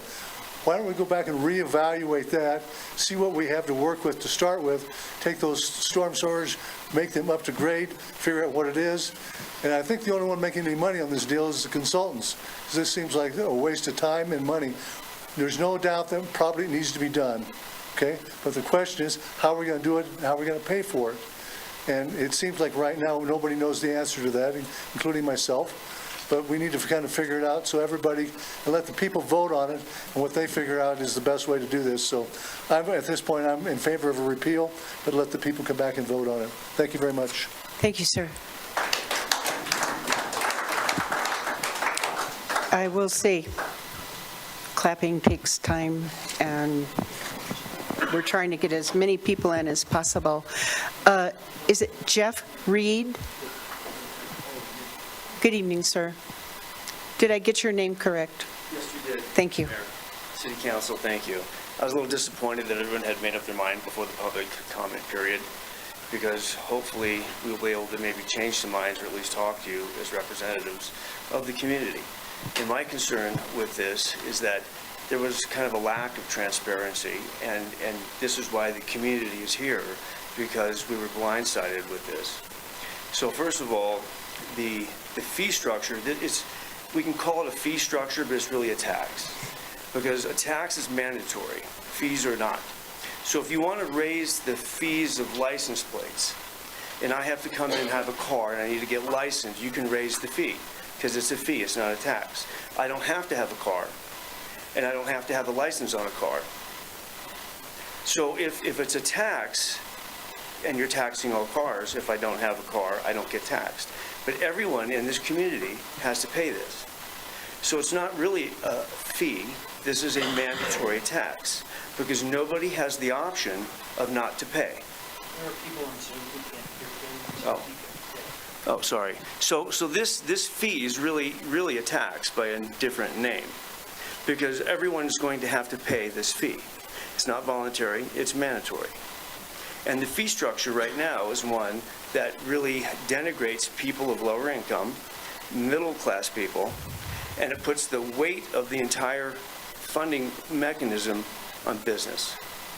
And businesses have three things that they can do to mitigate this fee/tax. They can restructure the business and make it more leaner, which means someone's going to lose their job, usually. Number two, they can pass this on to the consumer.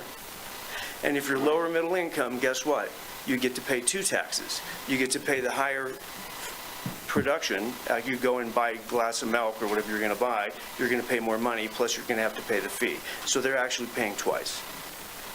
So I would recommend repeal and replace it with something better, that the fee structure is actually more, economical across the board. So large businesses, if you stick it to them, they're just going to raise their prices. And the poorer people are going to have to pay a higher price and the tax.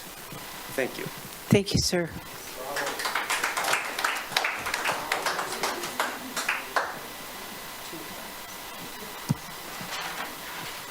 Whenever they're finished.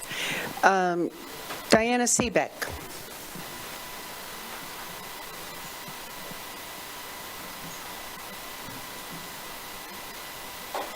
Good evening, Ms. Seebeck. Good evening, Mayor and Council. I would just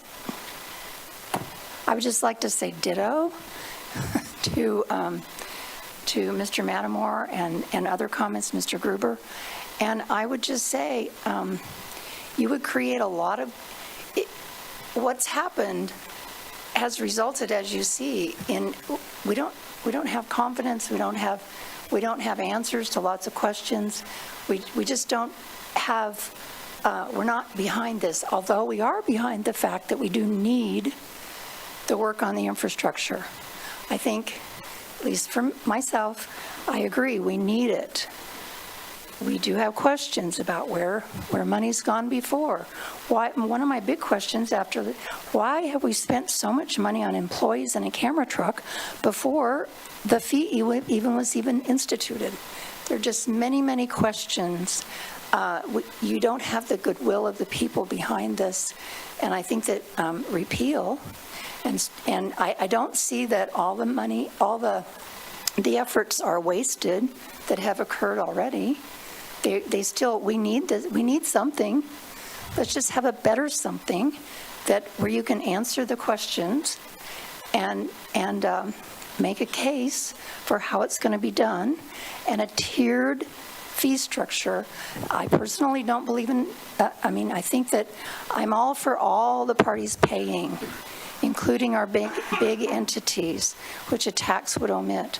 So I can, I understand that.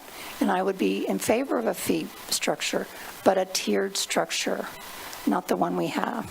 So you would just, I think, do a lot of goodwill if you voted to continue this motion to repeal for a second reading. Thank you. Mr. Schuster.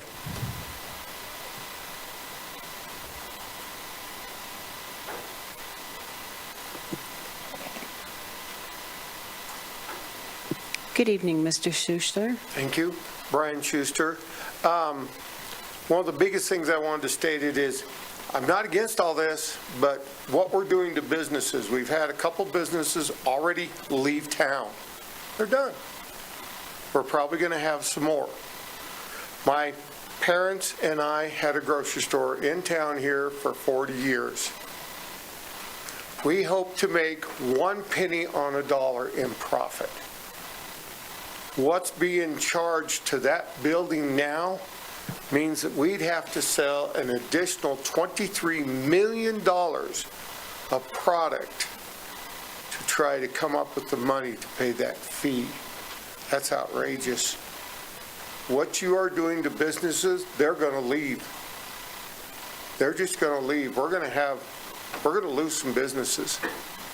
There's no business that's guaranteed it's going to stay here, especially the bigger ones. You've got a Walmart in town here. I don't even want to know what their monthly fee is. Are they going to decide Laramie's not worth it? The equipment company did. You can't rent a skid steer. You can't rent a forklift. You can't do anything like that now. They're gone. They went back to Cheyenne. So you're going to hurt some businesses. You need to repeal it. You need to start again. You need to make something that's livable. I heard you talk about apartments. Yeah, everybody's going to pay more now for their rent. They're not going to eat it. They're going to pass it on. So that's one thing we've always got to think about. They're going to pass it on, and the consumer, whether it be a renter, whether it's somebody buy a loaf of bread or whatever, you're going to pay for it. So the fee structure to the business is terrible. Thank you. Thank you, sir.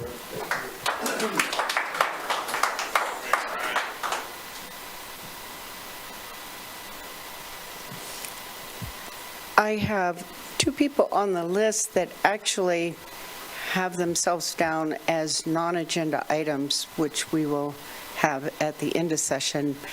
One is Sam Buck, and the other was Pat Rinker for non-agenda.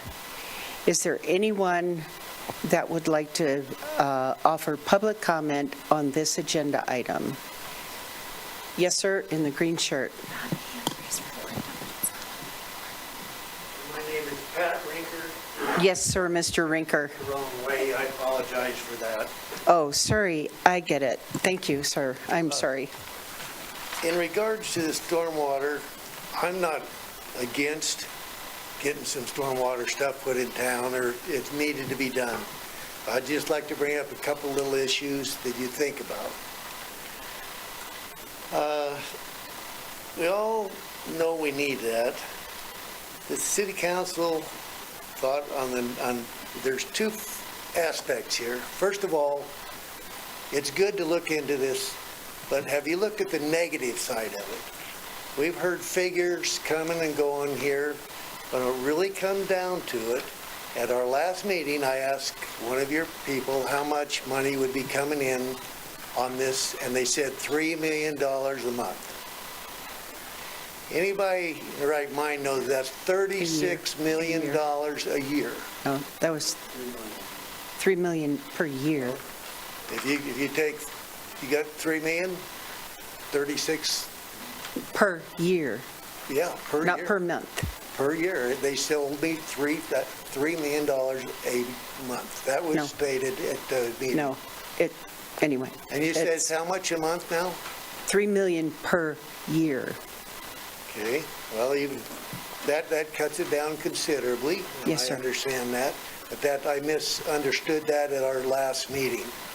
Irregardless of that, you're taking that out, 60% of it's coming from businesses in this community. So you're taking $3 million out of this community. It's a small community. Every time your kids want to go to 4-H or they want to go to hockey or something else, they go to businesses and ask for donations. I got news for you folks. This is going to cut into that if you carry this on. The estimate on this, when you look at 50 to 60% of it on businesses right up front, that hurts everybody. As was stated before, it has to be passed down. There's no doubt that we can work with this if you get the fee down where it's equal for everybody in town. Not just penalize the business because they happen to be lucky enough to start one, and someone else has got a house over on the corner that they're paying $10 a month for. There's a big difference there, and it needs to be addressed, and I go along with that.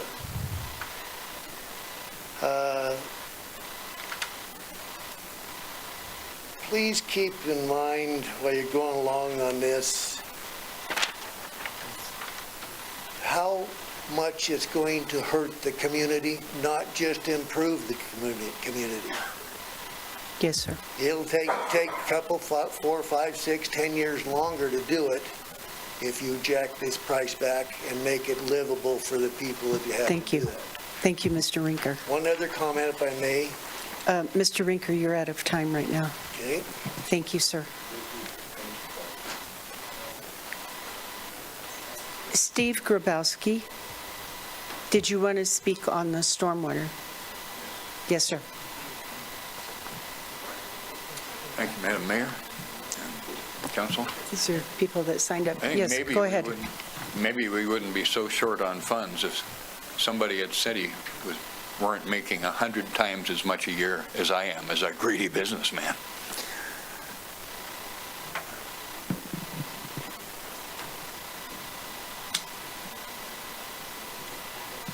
Okay.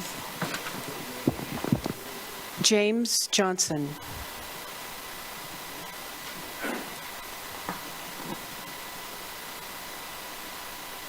Well, I apologize. I hate these meetings, but when I moved to Laramie in '85, for about 30 years, the council was dominated by people who were holding down taxes and holding down fees on utilities.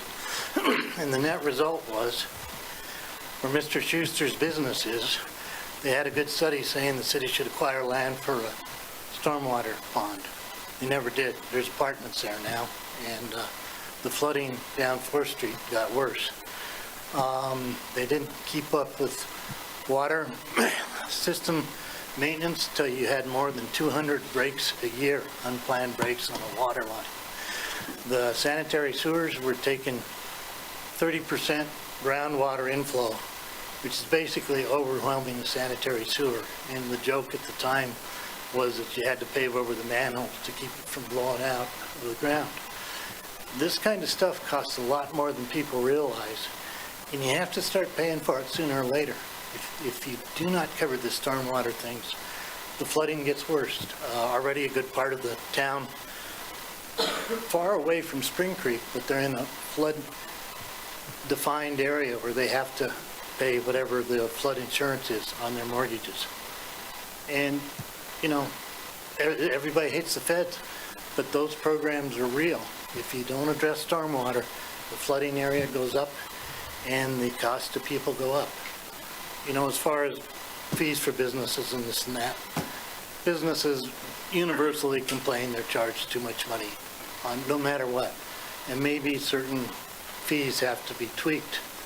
But I think the concept that you need to get something recognized as an income stream to help your stormwater utilities is strong. And, you know, you need to start sooner or later. It's been put off for 40 or 50 years. Anyway, that's all I have to say. Thank you, Mr. Johnson. Next on the sign-up list, Sarah Brown Matthews.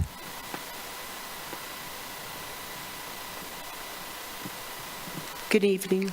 Good evening. Thank you, Mayor and City Council members. I just want to applaud you for the hard work that you're doing. This isn't easy.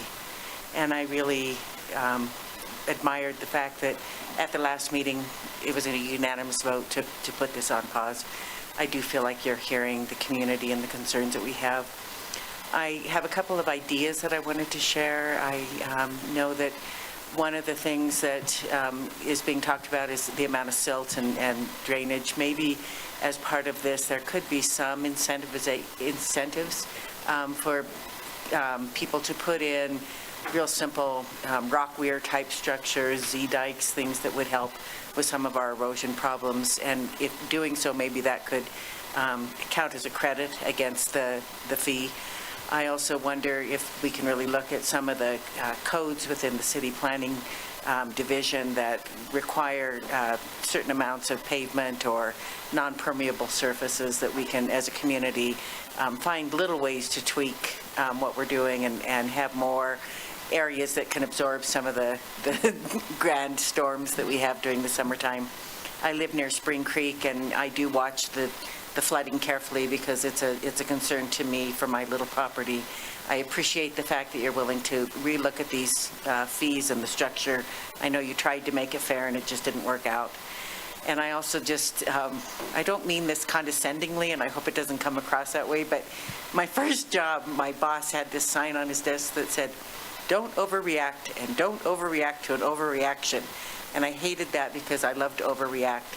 But I hope that we can all, together as a community, not overreact to this challenge that you're facing with making this equitable and find a way to work together to solve the issue. Thank you for your time. Thank you.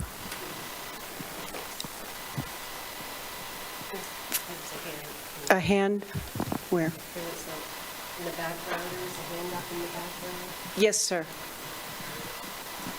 And then was there someone in the back row that wished to? Okay, I see you. You would be My next. name's Joe Lindy. I'm a business owner out in West Laramie. I did not pay that fee on the last bill, and I won't pay it until after I see you all in court. Okay? Okay. It's that simple. Okay. Next item, street department. What the hell happened to the street department? Sir. They used to clean the city sewers. Point of order. Point of order. Lower your voice and no cursing, please. No cursing. Well, what happened to the street department? They used to clean the storm sewers consistently multiple times a year. Bring it down. What happened to them? I don't see them out cleaning anything. And you want to charge all of us all this money to come and clean the storm sewers? I read in the paper we got a $16 million grant. Is that true? Well, I can tell you what we need to do. We need to go down to these low areas where they're flooding, down on 4th Street, North 4th, and there needs to be a 6-foot borehole run all the way under the railroad tracks. It's going to cost some money, some of that 16 million. But we do not need to be studying it and hiring more people to figure that out. Sir. We got city engineers for that. Thank you, sir. Yeah, I got no thanks for any of you. Thank you. Ma'am?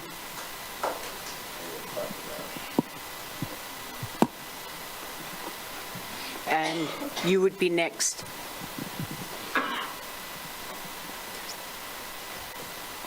Mayor, just so you're aware. Good evening. What? You do have a hand raised online, too, just to make you aware. Thank you. Come.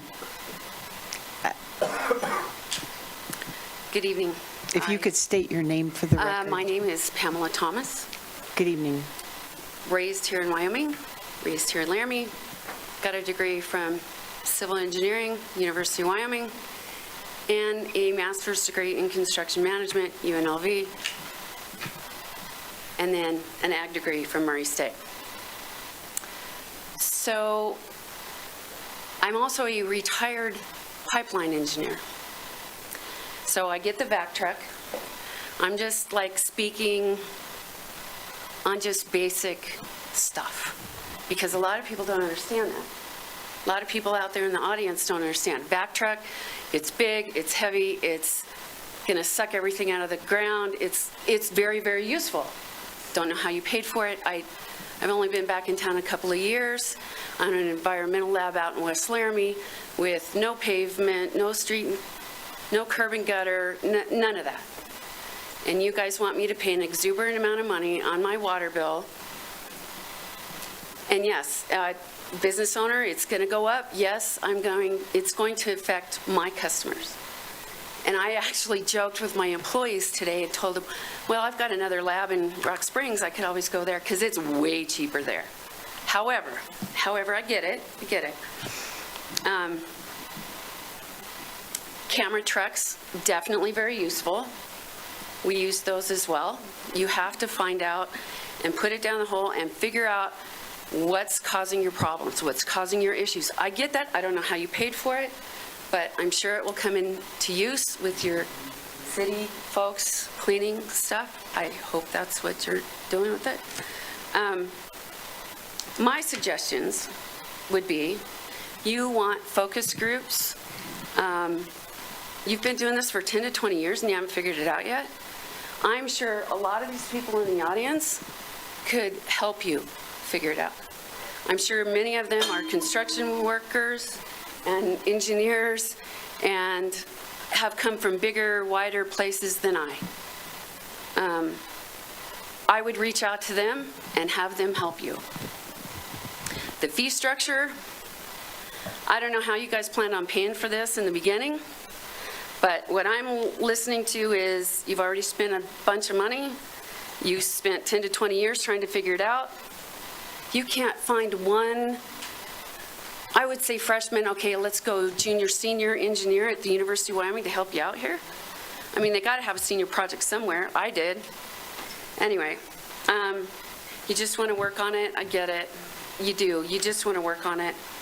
And you guys want to do your jobs. I get that. It's not easy. My concerns are, first off, how did you originally plan to pay for this? Get a new estimator, get project managers. Your time is up, please. Bids, and a time schedule. Thank And then explain it to everybody else. Thank you, how that ma'am. really works. Thank you. Bravo, bravo.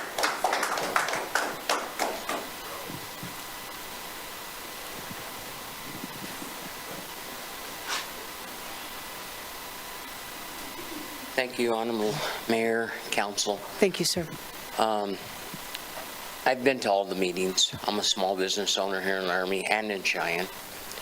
And, you know, going back to the first meeting, we all had to sit very patiently and listen to this grand scheme of this Tennessee firm, I think it was Tennessee, that you hired to figure this all out.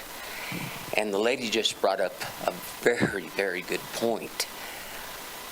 Why, it's no different than people going to Fort Collins to buy something. Why are we going to Tennessee when we have the University of Wyoming right here? you know, I live and die by people supporting me. And everybody that walks in my door is my boss, no different than all these people here. You have to do something for them. And to sit here and listen to this lady tell us why this is such a great deal, and she's from Tennessee. I've lived in Laramie for 58 years, and I've seen Laramie thrive. I've seen Laramie suffer. My properties, my business properties, are on North 4th. We have a problem. There is no doubt about it. But we have to find an equitable way to pay for this. And sadly, you know, Mr. Schuster commented on a couple business going out. One of the ladies that came into the second meeting, she shut her doors down.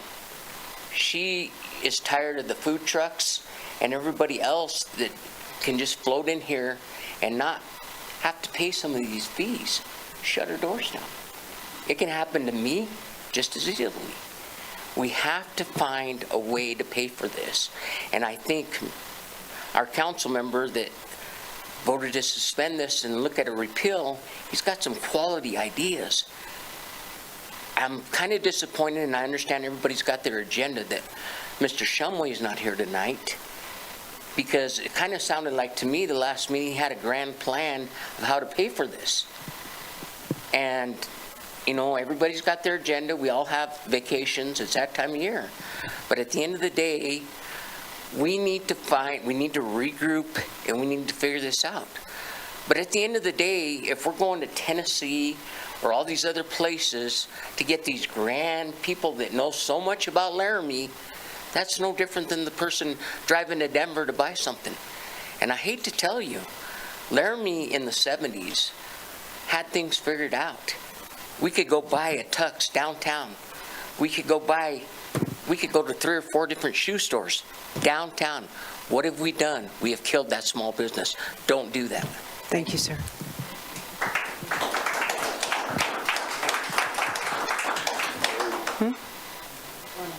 We have someone online.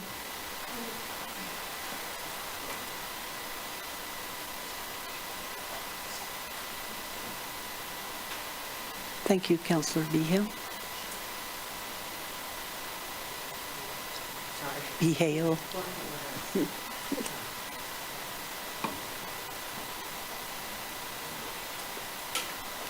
Good evening, Ms. Devine. Good evening, Madam Mayor and Council. Thank you for allowing me to speak. I do oppose the motion to repeal the surface drainage fee, and listening to folks tonight, it sounds like most people commenting believe we need this infrastructure. They're concerned about the fees.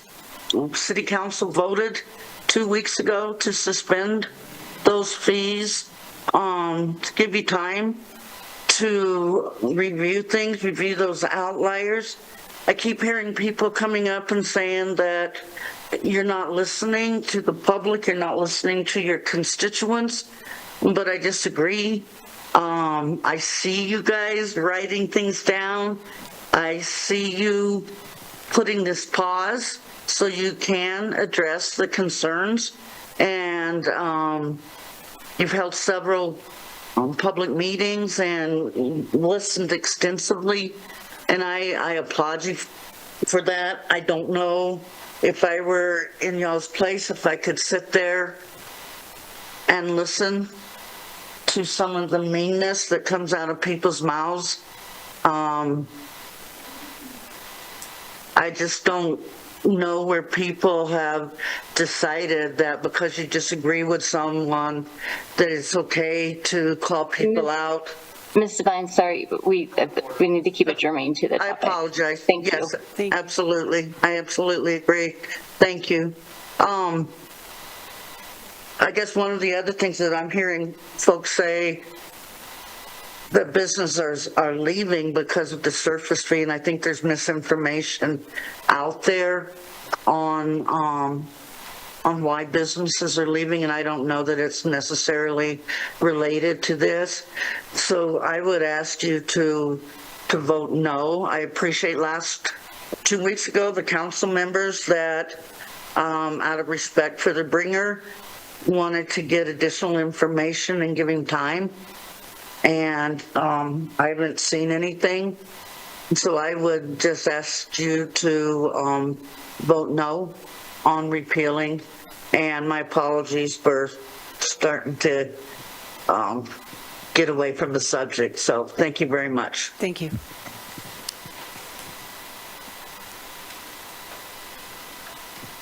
Any further public comment?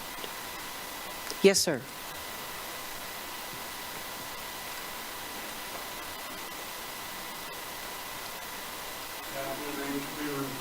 I live in 1968 Easterly. Good evening, Mr. When we Powell. were brought into the city in 1987, the DEQ came out there and said, without stormwater drainage, you will not have water and sewer. So we were forced to pay for a ditch south side of that whole area, 6 foot wide, 6 foot deep, 20 foot wide. Have you been out there to see that? I left a note, I left messages here. Did anybody come look at it? I did not. Okay. Also at the end of the street, our streets, we used to back out and be level with our street. So toward the river, they said you decided to drop that 4 feet, leave it up here, and then pave it. So we got another drainage ditch. When this happened, we paid the whole thing. That improvement district paid the whole thing. Nobody in the city got charged a dime for it. So we paid for it once. I don't think we need to pay for it again with any kind. I mean, if you put a tax on it, that's fine. Tax goes to the city. But for stormwater, we paid for stormwater. It's cut and dry. If any of you will come look, you'll see what I'm talking about. I'd meet you out there anytime. Thank you. Thank you, sir.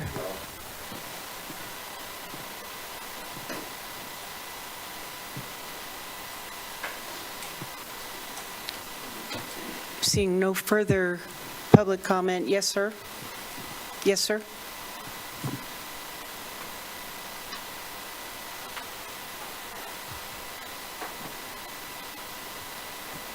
If you could please state your name for the record. Thank you. My name is Ty Lewis. I'm a resident of Laramie, and thank you for letting me come up here and chat with you for just a second. Appreciate it. You know, I went around this town 2 years ago now, driving around and looking at different neighborhoods because we wanted to build a house. We wanted to build a home. And we elected to be on the north end of town, right behind the Indian Paintbrush up in that area. And it occurred to me as I was driving around and looking at these places, one of you had said about the infrastructure being 70 years old and rocks and sediment and all that type of stuff. All the developers that are building out there, they're not putting in storm drains. We're putting in gutters. Everything that comes off of the road, everything that comes off of somebody's yard or unimproved property, including the city of Laramie, is simply running down the top of the street going into this 70-year-old problem. So why aren't the developers being held accountable? That's going to step on some toes. I get that. But if they're held accountable a little bit and saying, hey, this is what you're doing, you're making new neighborhoods and stuff, you need to fix X. Why isn't that being done? Why isn't the city properties out there being mitigated? Because it's higher ground and it's all running down. This red clay and everything that's there, it comes across my yard because I back up to city property. And then the unimproved properties that people have purchased for monetary gain, that's what they're actually doing with it. They're not building on it. They're sitting on it and waiting, and it's running across theirs and out into the street. I mean, I live in a clay area, and it's a nice neighborhood, but it shouldn't be red clay on newly paved streets. That's ridiculous. Okay? So I'm just trying to bring that to light. I do agree with why did we purchase a couple of things on some funds we thought we were getting. I don't think that was a very good idea, business-wise or otherwise. I think that's ridiculous. okay? The last thing I want to say about that is I do believe that this should be repealed. I think each and every one of you should repeal it, learn from the data, be it good or bad, that was brought up, and learn from that, resurface it, check it over, check all the boxes. This didn't work, this did work, start over. Okay, be careful with that 2.7 million or whatever it was you already spent, but let's start over and come up with a better game plan, because I think it's out there. Thank you, sir. And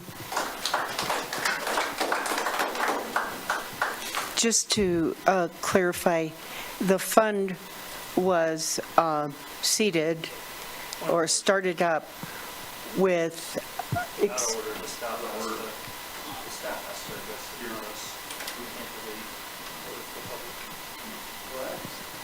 I would just like to clarify that one.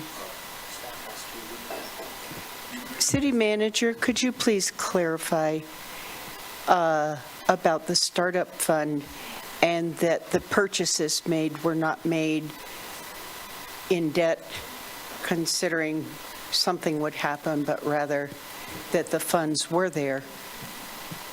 Certainly, Mayor, for the public, the council adopted.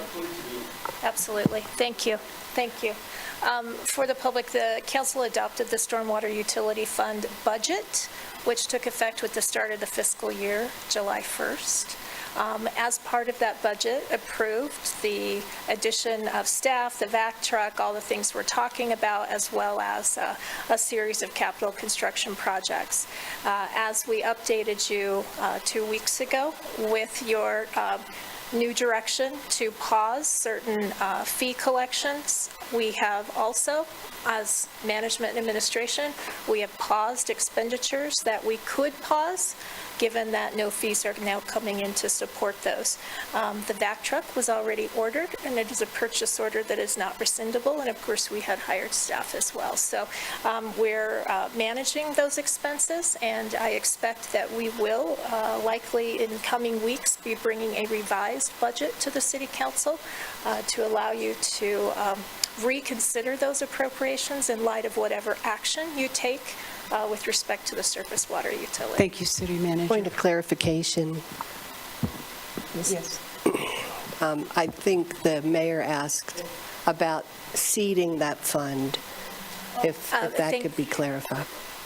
Actually, I did answer the question. I will tell you a little more detail. The $5 million appropriation from the general fund to seed, basically startup funding for this business utility operation is what we've been expending against. And so those expenditures have come from there. But they are from the utility fund, although the source of that seed funding or startup funding was general tax revenue. Thank you for reminding me. It had been mentioned several times, and I thought it needed clarification. All right. If we can return now to council. Is public comment closed? Is there anyone who wishes to make further public comment at this point in time?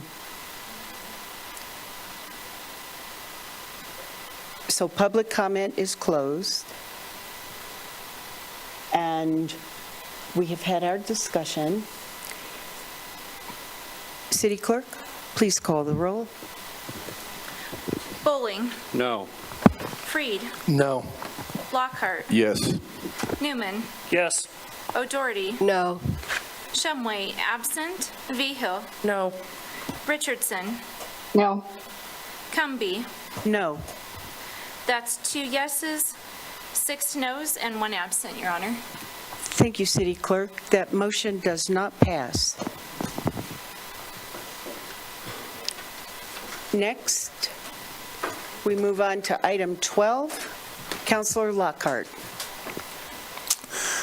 I move to award the bid for the Wellhead Building Upgrades Project, including base bid, Alternative 1, and Alternative 2 to Archon, Inc., in the amount of $1,517,127, plus a contingency of $106,198, and authorize the mayor and city clerk to sign.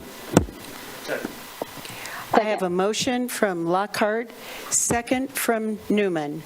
Good evening, Director Webb. Good evening, Mayor, Council. The Pope Wellhead Fields is south of town, a couple miles. We have 4 wells out on, it's about 6.5 acres, and they are pretty old. I found some pretty neat history as I was looking through some stuff. Pope Well number 1, number 2, and number 3 were installed in 1937 through 1939 after the Pope Springs dried up after a drought and heavy use in the area. The Pope well field is instrumental to our water service. Pope number 4 was installed in 1982 as a high-capacity well used during peak demands. The current wellhead structures are old fiberglass structures that are not very secure. This project was identified in our 2015 master plan that it needed improvements, and then when we did our Homeland Security asset inventory a few years back, they recognized it as a critical infrastructure. The Pope Well Field building upgrades and the Turner upgrades are designed. We took those to the State Loan and Investment Board a couple times during the ARPA funding. We were successful with some projects, but not the wellhead building projects. So we went out to bid. We actually put out the base bid, which was Pope Well 1 and 4. And those are very important to work together because they're the way the power comes in and the telemetry works. Those two have to be done together. We bid Pope 2, Pope 3, Turner 1, and Turner 2 as alternates. The reason for this was we weren't sure where we were going to be at budget-wise, and so when we bid those as alternates so that we could add on those wellhead buildings if we could. We received one bid from local contractor Archon, who we worked with many times, and we were able to complete the entire Pope Well Field with this project, so all 4 wellhead buildings. The Turner buildings, we still have the design for, and we will look at that with our next budget and prioritize that project on where it should be in the future. So with that, we are recommending award of the wellhead building project for the 4 Pope wellhead buildings. If you have Thank any you, questions, Director. I'll be happy to take them. Questions? Councilor O'Doherty.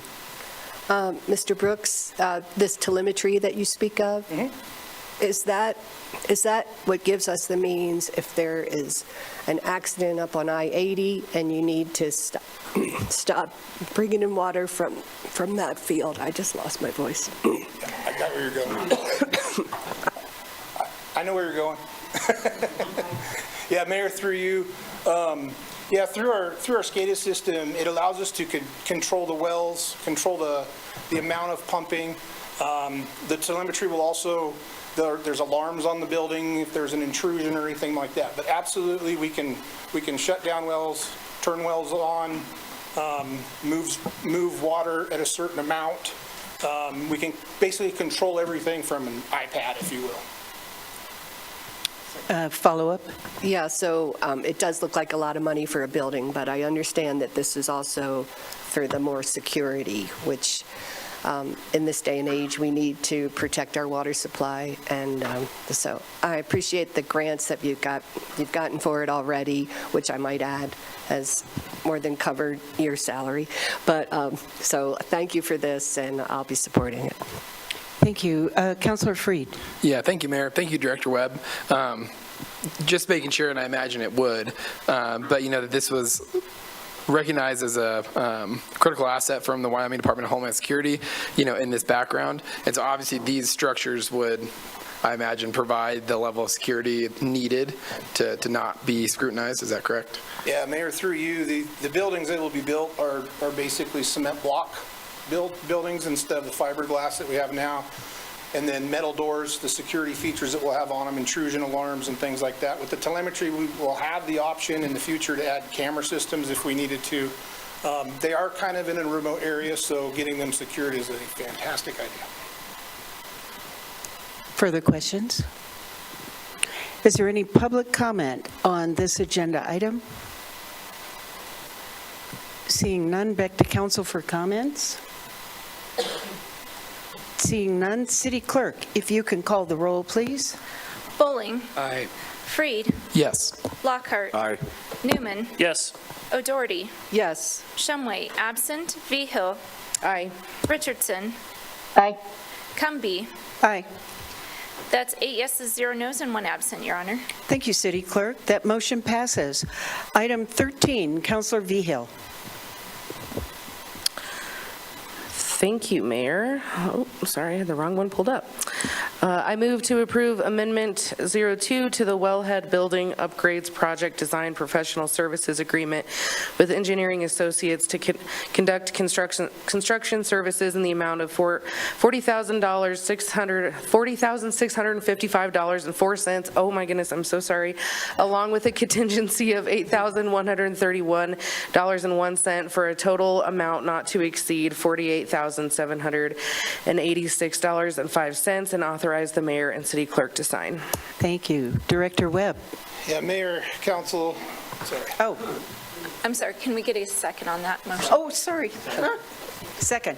I have a motion from Vigil, second from Bowling. Good evening, Director. Good evening, Mayor. So this is the construction management contract administration for the Wellhead Building project. This firm completed the design for us, and so they're very familiar with the project, and they'll be on site to ensure that the contractor is meeting contract requirements and building per city specifications. Take questions if you have. Thank you. Questions, councilors? Is there any public comment on this agenda item? Back to council for comments. City Clerk, please call the roll. Bowling. Aye. Freed. Yes. Lockhart. Aye. Newman. Yes. O'Doherty. Yes. Shumway, absent. Vigil. Yes. Richardson.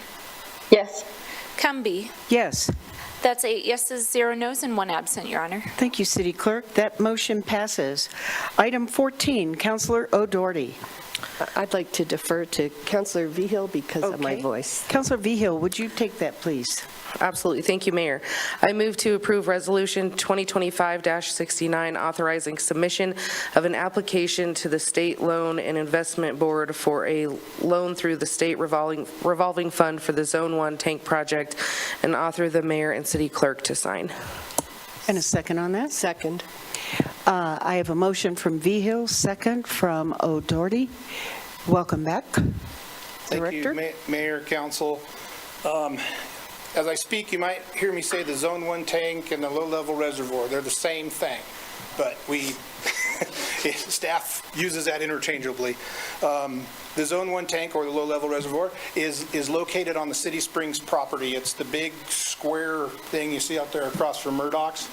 The design capacity of that right now is at 8 million gallons, but it currently holds 6 million because it's not in great condition.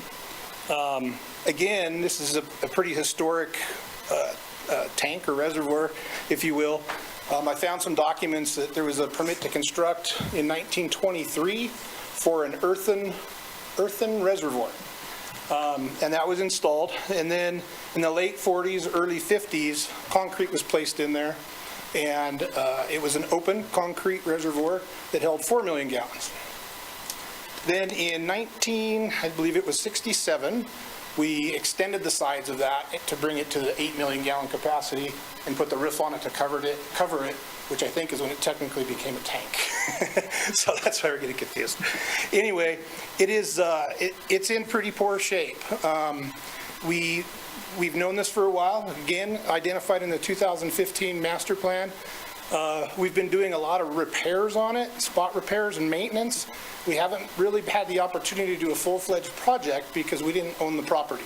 Now that we own the property, we need to move forward with the project to build additional storage so that this can either be demolished or repaired if possible. The Zone 1 tank is integral to our water system. Without it, 80% of the people in this town would not have drinking water at their house. All the water from the treatment plant, gravity flows to the low-level reservoir. Pope Springs, Soldier Springs, all flow to the low-level reservoir. And then from there, the water is sent out throughout Zone 1, 2, 3, and 4, which is where the majority of the population of the city is. It is the hub of the water system. So this is a very important project. We are intending to, off of engineering estimates, to borrow $10,100,000 to create the water capacity that we need at the site. We'll be looking for a 20-year loan, and the current large loan incentive interest rates are at 0.5%, which is pretty darn good. So staff's been working on getting some information together, starting the application, but the SLIB rules require that the governing body pass a resolution authorizing us to submit that application. I believe the end of October is when we have to have it submitted, and then it will hopefully be on the agenda at SLIB in February. If you have any questions, I'll be happy to take them. Thank you, Director Webb. Questions, councilors? Councilor Freed? Thank you, Mayor. Thank you, Director Webb. I guess, do you have an idea, and I might have missed it as I was reading through the packet, if this can be repaired, upgraded, infrastructure upgrades, or, a full change? I can't remember if you just said that, so I apologize if you just covered that. Mayor, through you, at this point, we're not 100% sure, but our hopes of completing a repair that's going to last is pretty small. It's hard to evaluate right now. We actually put divers in it a couple times a year, or every other year, every 2 years, sorry. And they go in, they do evaluations on what they can see. We've also done some, I can't remember what they call it now. It's like a sonogram thing to where we can see the depressions behind the concrete walls, which there are, and they will continue to grow as the tank leaks, obviously. So at this point, we don't know. Once we get the new storage in place and we can take it offline, we can better evaluate that to see. Thank you. Councilor O'Doherty? She had asked first, then. I was wondering, what is the capacity of the big tanks on the hill just above that? Oh, How's that compare? Mayor, through you, one of them is 2 million gallons, and I think the other one's 1.5 million. And those are Zone 2 tanks, so it's a completely different zone. But they're fed from the low level. Councilor Newman? Could I ask a clarifying question on that? So the tanks on the hill are fed from that one? Mayor, through you, yes. Okay. The pump station Gotcha. at the corner there moves it up the hill to those. And then from there, because they're higher, they're elevated, Right. then it's all gravity fed down. My question, what's the downtime every time we have to go fix it on that tank? So anytime that we have to go put maintenance, is there like an average of downtime? Yeah, Mayor, through you, there's really no downtime. It's still operating while that maintenance is occurring. The last time the tank was taken offline was in the early 90s. And from the reports I read, it caused a lot of issues all over town. Lots of breaks, fire flow pressures were non-existent. Councilor Lockhart? Thank you, Mayor. Thank you, Director Webb. Quick question. So $10,100,000 on the loan, hardly any interest. It says the current water user fees will repay the 20-year loan. Do you see an anticipation of having to raise the water user fees to do this? Yeah, Mayor, through you, we originally, this project was originally anticipated to be $4 million, and that's what's currently built in the rates. The price on tanks and everything's gone through the roof, but we will build this into the financial plan, and we will try to, I don't want to say yes or no. We're going to try to minimize as much as possible. What that means is we may have other projects that we move out, or what have you. So we'll try to minimize that as much as possible, but I don't know that I can give you a direct answer on that today. Thank you. Further questions? Yes. Vice Mayor Richardson has her Yes, hand. thank you. It's hard for me to see her hand in the, yeah. Thank you. And this is kind of a question in conjunction to Councilor Lockhart's last question. So I recognize this is a loan, but if we aren't able to secure this loan, what then is the plan for moving forward? Yeah, Mayor, through you, that would be very sad. I think talking with the folks over at Office of State Lands, I think we're going to be okay. But I will say I've thought about that myself, and we have to make it happen. And if that means other projects get pushed way back, then they get pushed way back. Because to me, this is our number one priority right now. Like I said, 80% of the people in this city, drinking water comes from this storage capacity. Thank you. Councilor Freed. Thank you, Mayor. I'm sorry to keep rapid firing at you, Director Webb. Just curious, what was if there was an anticipated lifespan of this tank one, and how far have we most likely exceeded that lifespan, if you had to guess? Yeah, Mayor, through you, I have no idea, but I mean, how old is that original concrete? What did I say, 1950? So I guess we got our use out of it. Further questions? Is there any public comment on this agenda item? Seeing none, back to council for comments. Any comments? City Clerk, if you can call the roll, please. Bowling. Yes. Freed. Aye. Lockhart. Yes. Newman. Yes. O'Doherty. Yes. Shumway, absent. Behill. Richardson. Yes. Cumby. Yes. That's 8 yeses, 0 nos, and 1 absent, Your Honor. Thank you, City Clerk. That motion passes. Next, item 15, Councilor Bowling. Thank you, Mayor. I move to approve original ordinance number 2107, amending multiple sections within Title 15.24 of the Laramie Municipal Code for the purposes of updating city code as a standard practice, and recommend by the Planning Commission on first reading in accordance with findings of fact and conclusion of law. Second. I have a motion by Bowling, second by O'Doherty. And Director Teeny. Oh, hello. Good evening. Honorable Mayor, council members, obviously I'm not Director Teeny. No. My name is Lucas Witt. I'm the building official for Code Administration Department. The text amendment you have in front of you is a couple of things. It's some cleanup on code that, our city code that hasn't really been addressed in quite some time. And it's also, we have 2 amendments in there that address our fire code board and appeals, and it all ties into how we handle it versus our building code states it. And the rest are either in conjunction with how we do our inspections currently and just kind of reflecting that in city code. So if we have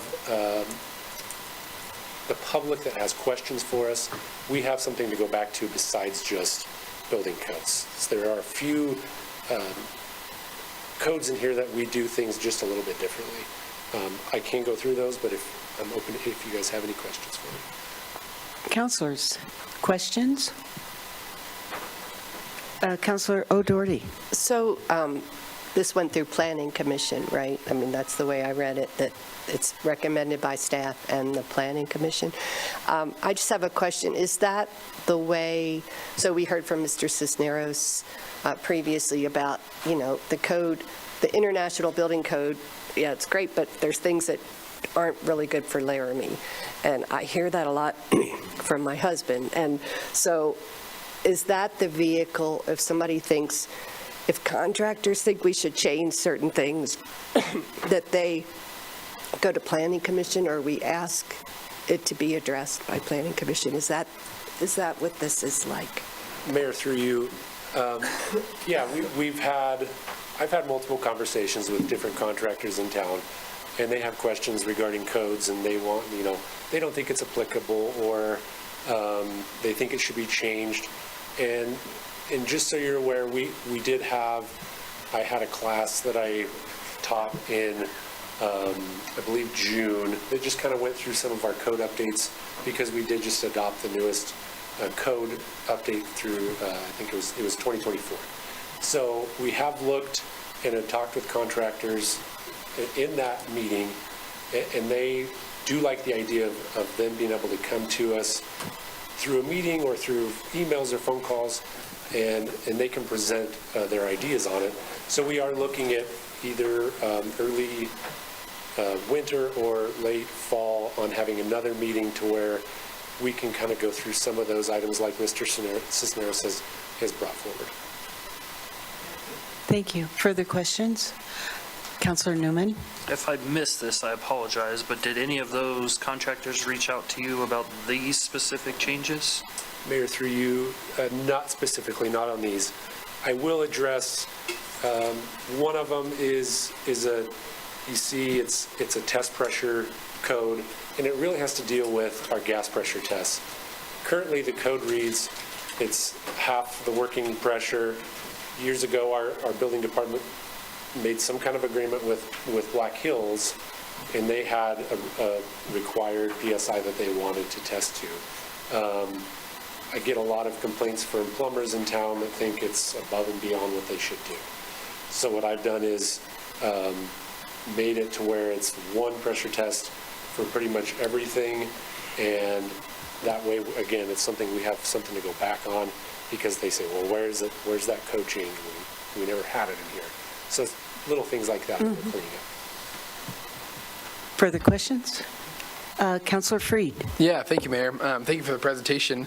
Is this the formal, well, I think I know the answer, this is the formal way that these code changes get adopted and presented? Is there anywhere else, that planning sends this out, or is there a way that people can stay up to date on updated codes as they're being updated besides attending these or looking back at these meetings? Honorable Mayor, through you, yes. That's part of what we did in that class that I taught, and it wasn't to public, but it was to contractors. We sent out an email, a mass email to all contractors if they wanted to come and attend. We do also supply a list, because we get a code book that, for instance, the residential code, we get a code book that states significant changes.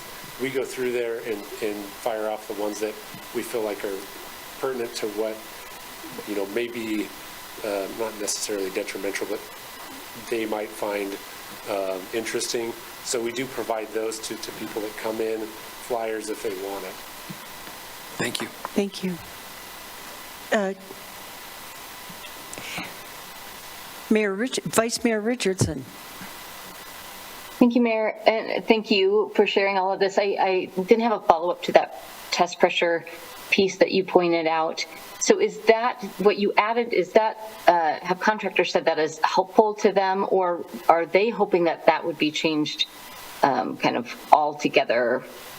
I'd love to learn just a little bit more about kind of their thoughts on that, and if this was adapted because of those thoughts, or if this just makes it easier for them to know one way or the other.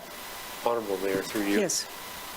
Councilmember, it's kind of a mix. So what we tried to do with that is, one, it does give clarification for mostly out-of-town contractors. So if they're coming in, and every jurisdiction's different, right? So Cheyenne might have something completely different, Casper, all of those.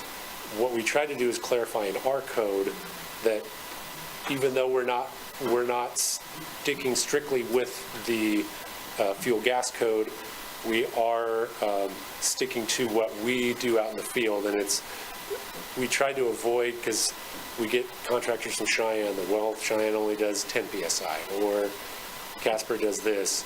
This is what we're sticking to, and we just never had something to go off of, a code reference to give them in our municipal code. Hopefully that answers your question. I think so. Thank you. Yes. Further questions? Is there any public comment on this agenda item? Seeing none, back to council for comments. Seeing none, City Clerk. I have one. Oh. Sorry, I have a comment. Oh, sorry. It's okay, sorry. Vice Mayor. I just want to, I would just love to, we all got the email from the contractor who had some really specific ideas, and, if we can continue to encourage those coming forward and really think about what is approaches and get some real good feedback as to, like, if we are, the one thing he talked about was, he talked about a couple of things, but the toilet, and if we are requiring this, very specific amount of space in an old house that doesn't even allow for that wider space in other places of the house, can we step back and say, does this make sense in the situation? And I know we've talked a little bit about how much leeway do the folks who are doing the inspections have, but I would just love to involve those contractors more, especially as they have ideas, to really flesh those out. And it sounds like you are listening as they are bringing those forward. So just encouraging those contractors to come forward and so we can address those and maybe bring each issue as it arises as its own individual topic that can maybe be addressed, in a way that makes sense and is common sense. So thank you. Thank you, Vice Mayor. Councilor Lockhart. Thank you, Mayor. I read that email, and I've talked to a lot of contractors also, and I've told them, we have these fifth Tuesday meetings, and I think it'd be great if the next fifth Tuesday meeting, they show up so we can, and I talked to Director Taney about that today, is be a great topic, just write down some ideas and see if we can start working on some of those things that are their concerns. So it's kind of an open discussion, Thank you. Further comment? Councilor Newman. Mine was going to be kind of like that, but I'll feed off on that. We could then, if we need to have another work session on this, then we could get a letter out to the ones that come and speak, and then maybe all of them, so it doesn't just have to be that one thing, because there could be some good ideas, and then after that, we could have some other ones, so. Thank you. Yes, Director Taney.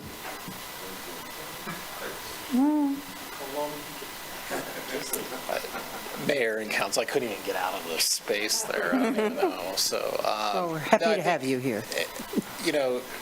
Mayor and council, I think this conversation is a good conversation.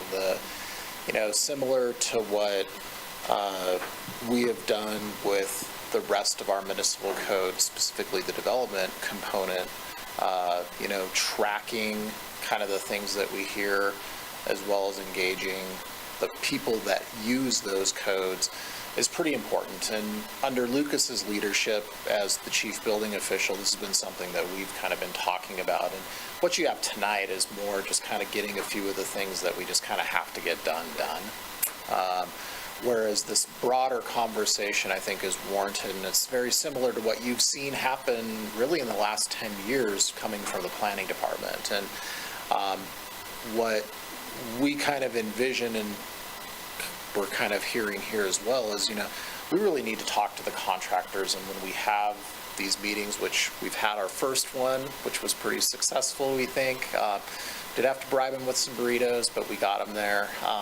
But we think we really got to see what changes actually make sense, because once again, it takes a lot of time to bring these changes before you, to write them up. But also with building codes, we are talking about a safety component. Those codes are in there for safety reasons or for legal reasons. And so you want to make sure that we're not going across one of those lines. And so sometimes they do take longer a little in terms of just review and consideration. And so, finding out what we can do to actually make progress and help maybe make development a little bit easier is something I think we want to try to do. And I think you'll see that coming in the near future. So. Thank you, Director. And thank you, Lucas, for your presentation. Further comments? Is there any, we've already done that. City Clerk, please call the roll. Bowling. Yes. Freed. Yes. Lockhart. Yes. Newman. Yes. O'Doherty. Yes. Shumway, absent. Feehill. Yes. Richardson. Yes. Cumby. Yes.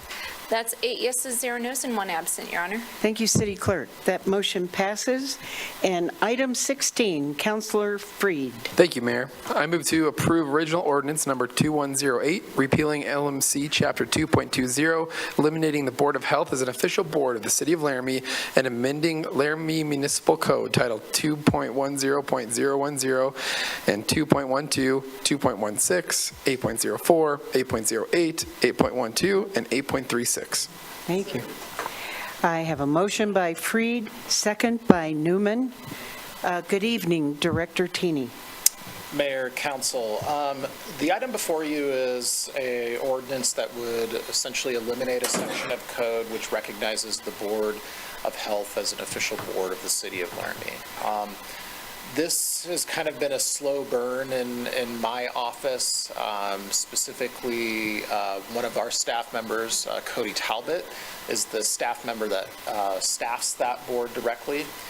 The Board of Health has operated for many years and more recently really has just lost its effectiveness, to put it very plainly. However, that board is found within our code. It is something that we continue to make sure we have staffed. We make sure that we have our volunteers there.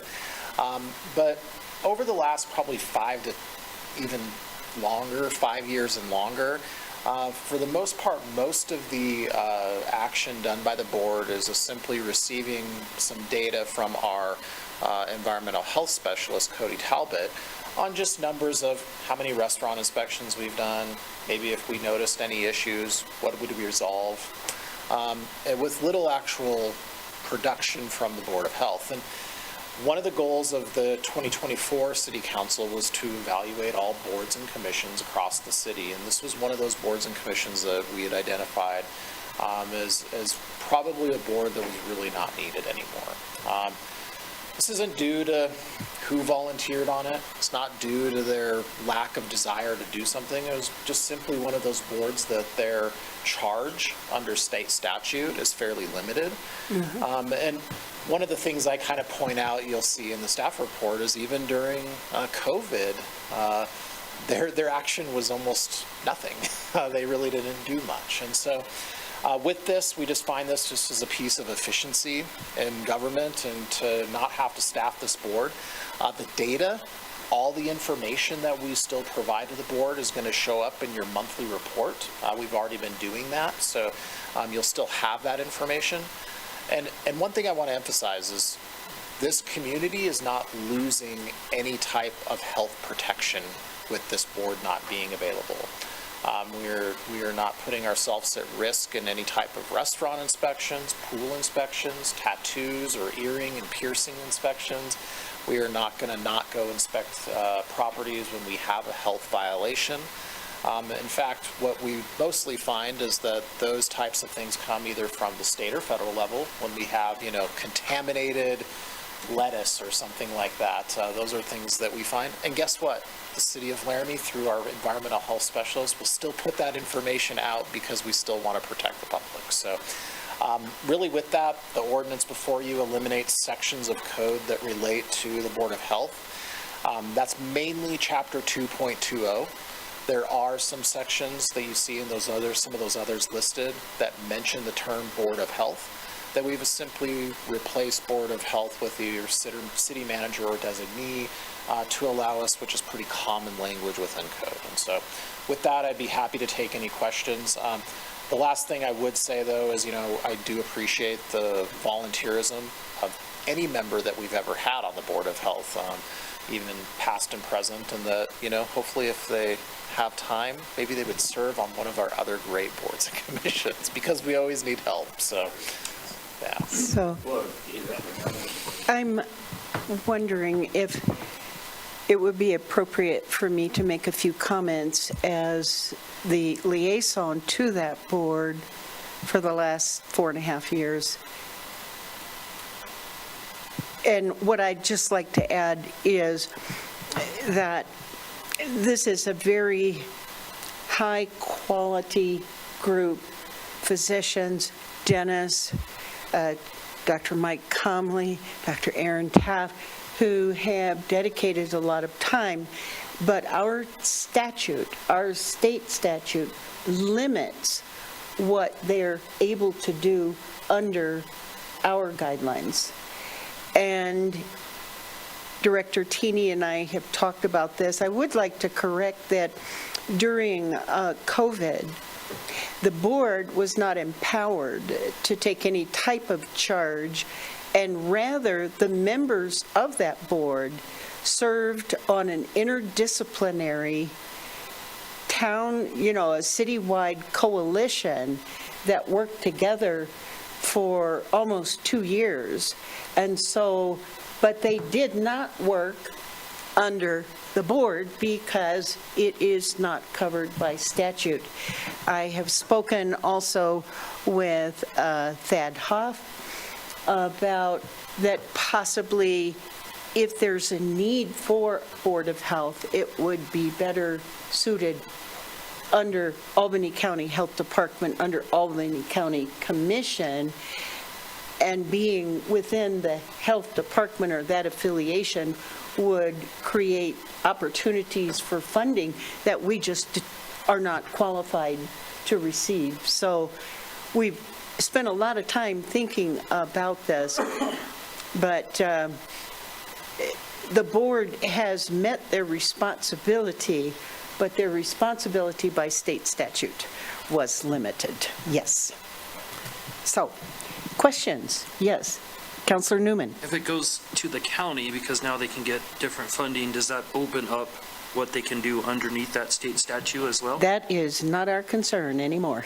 It would be up to... I just didn't know if you knew. No, I don't. Okay. And I don't even know that there's a consensus that they're interested in doing that. Okay. So I may have, but anyway, it has been a conversation, but it would now be up to them to determine if they needed that. Further questions?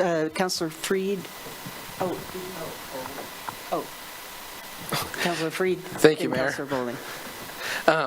Thank you, Director Tini.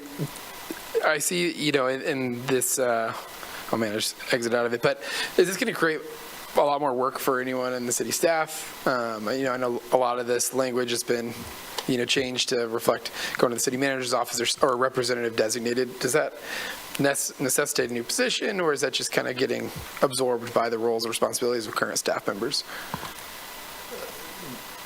Through you, Mayor, really the answer to that is usually our health inspector is the one doing the work anyway. He's the one preparing the reports, or if, for instance, we have something that we feel like is important, may help us develop a social media post or public notice to the public, or get something, to the newspaper. He really is going to be the one that's doing it, and probably is going to still be doing it after this. So, yeah. Councilor Bowling? Thank you, Mayor. Thank you, Director Tenney. And this is more a comment, but I'd also just note that there's a number of points of contact for this, also including the Laramie Emergency Planning Commission, on which members sit from Albany County Public Health, et cetera. We get regular updates about that. So when it comes to the idea of something that is in an emergency response, say for instance COVID or something, we have other mechanisms for that in place as well. Is there any public comment on this agenda item? And any comments before the vote? Councilor Doherty? Oh, sorry. I would like to echo thanks for the members of this board. Thank you. I would too. This has been a very devoted board, and there were several, including the good old Dr. Comley, whose arm I twisted greatly during COVID, and he's remained on the board since. And so I appreciate everyone who has served. And it was not within statute for the Board of Health to respond to any health emergency. And so that will remain covered. All right, City Clerk, if you can call the roll, please. Bowling. Aye. Freed. Yes. Lockhart. Yes. Newman. Yes. O'Doherty. Yes. Shumway, absent. Feehill. Yes. Richardson. Yes. Cumby. Yes, That's 8 yeses, 0 nos, and 1 absent, Your Honor. thank you. Is there any public comment on non-agenda items?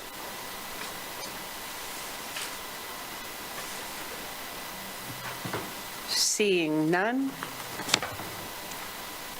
Does council have any consideration of future work sessions? Yes, Councilor Freed. Yeah, thank you, Mayor.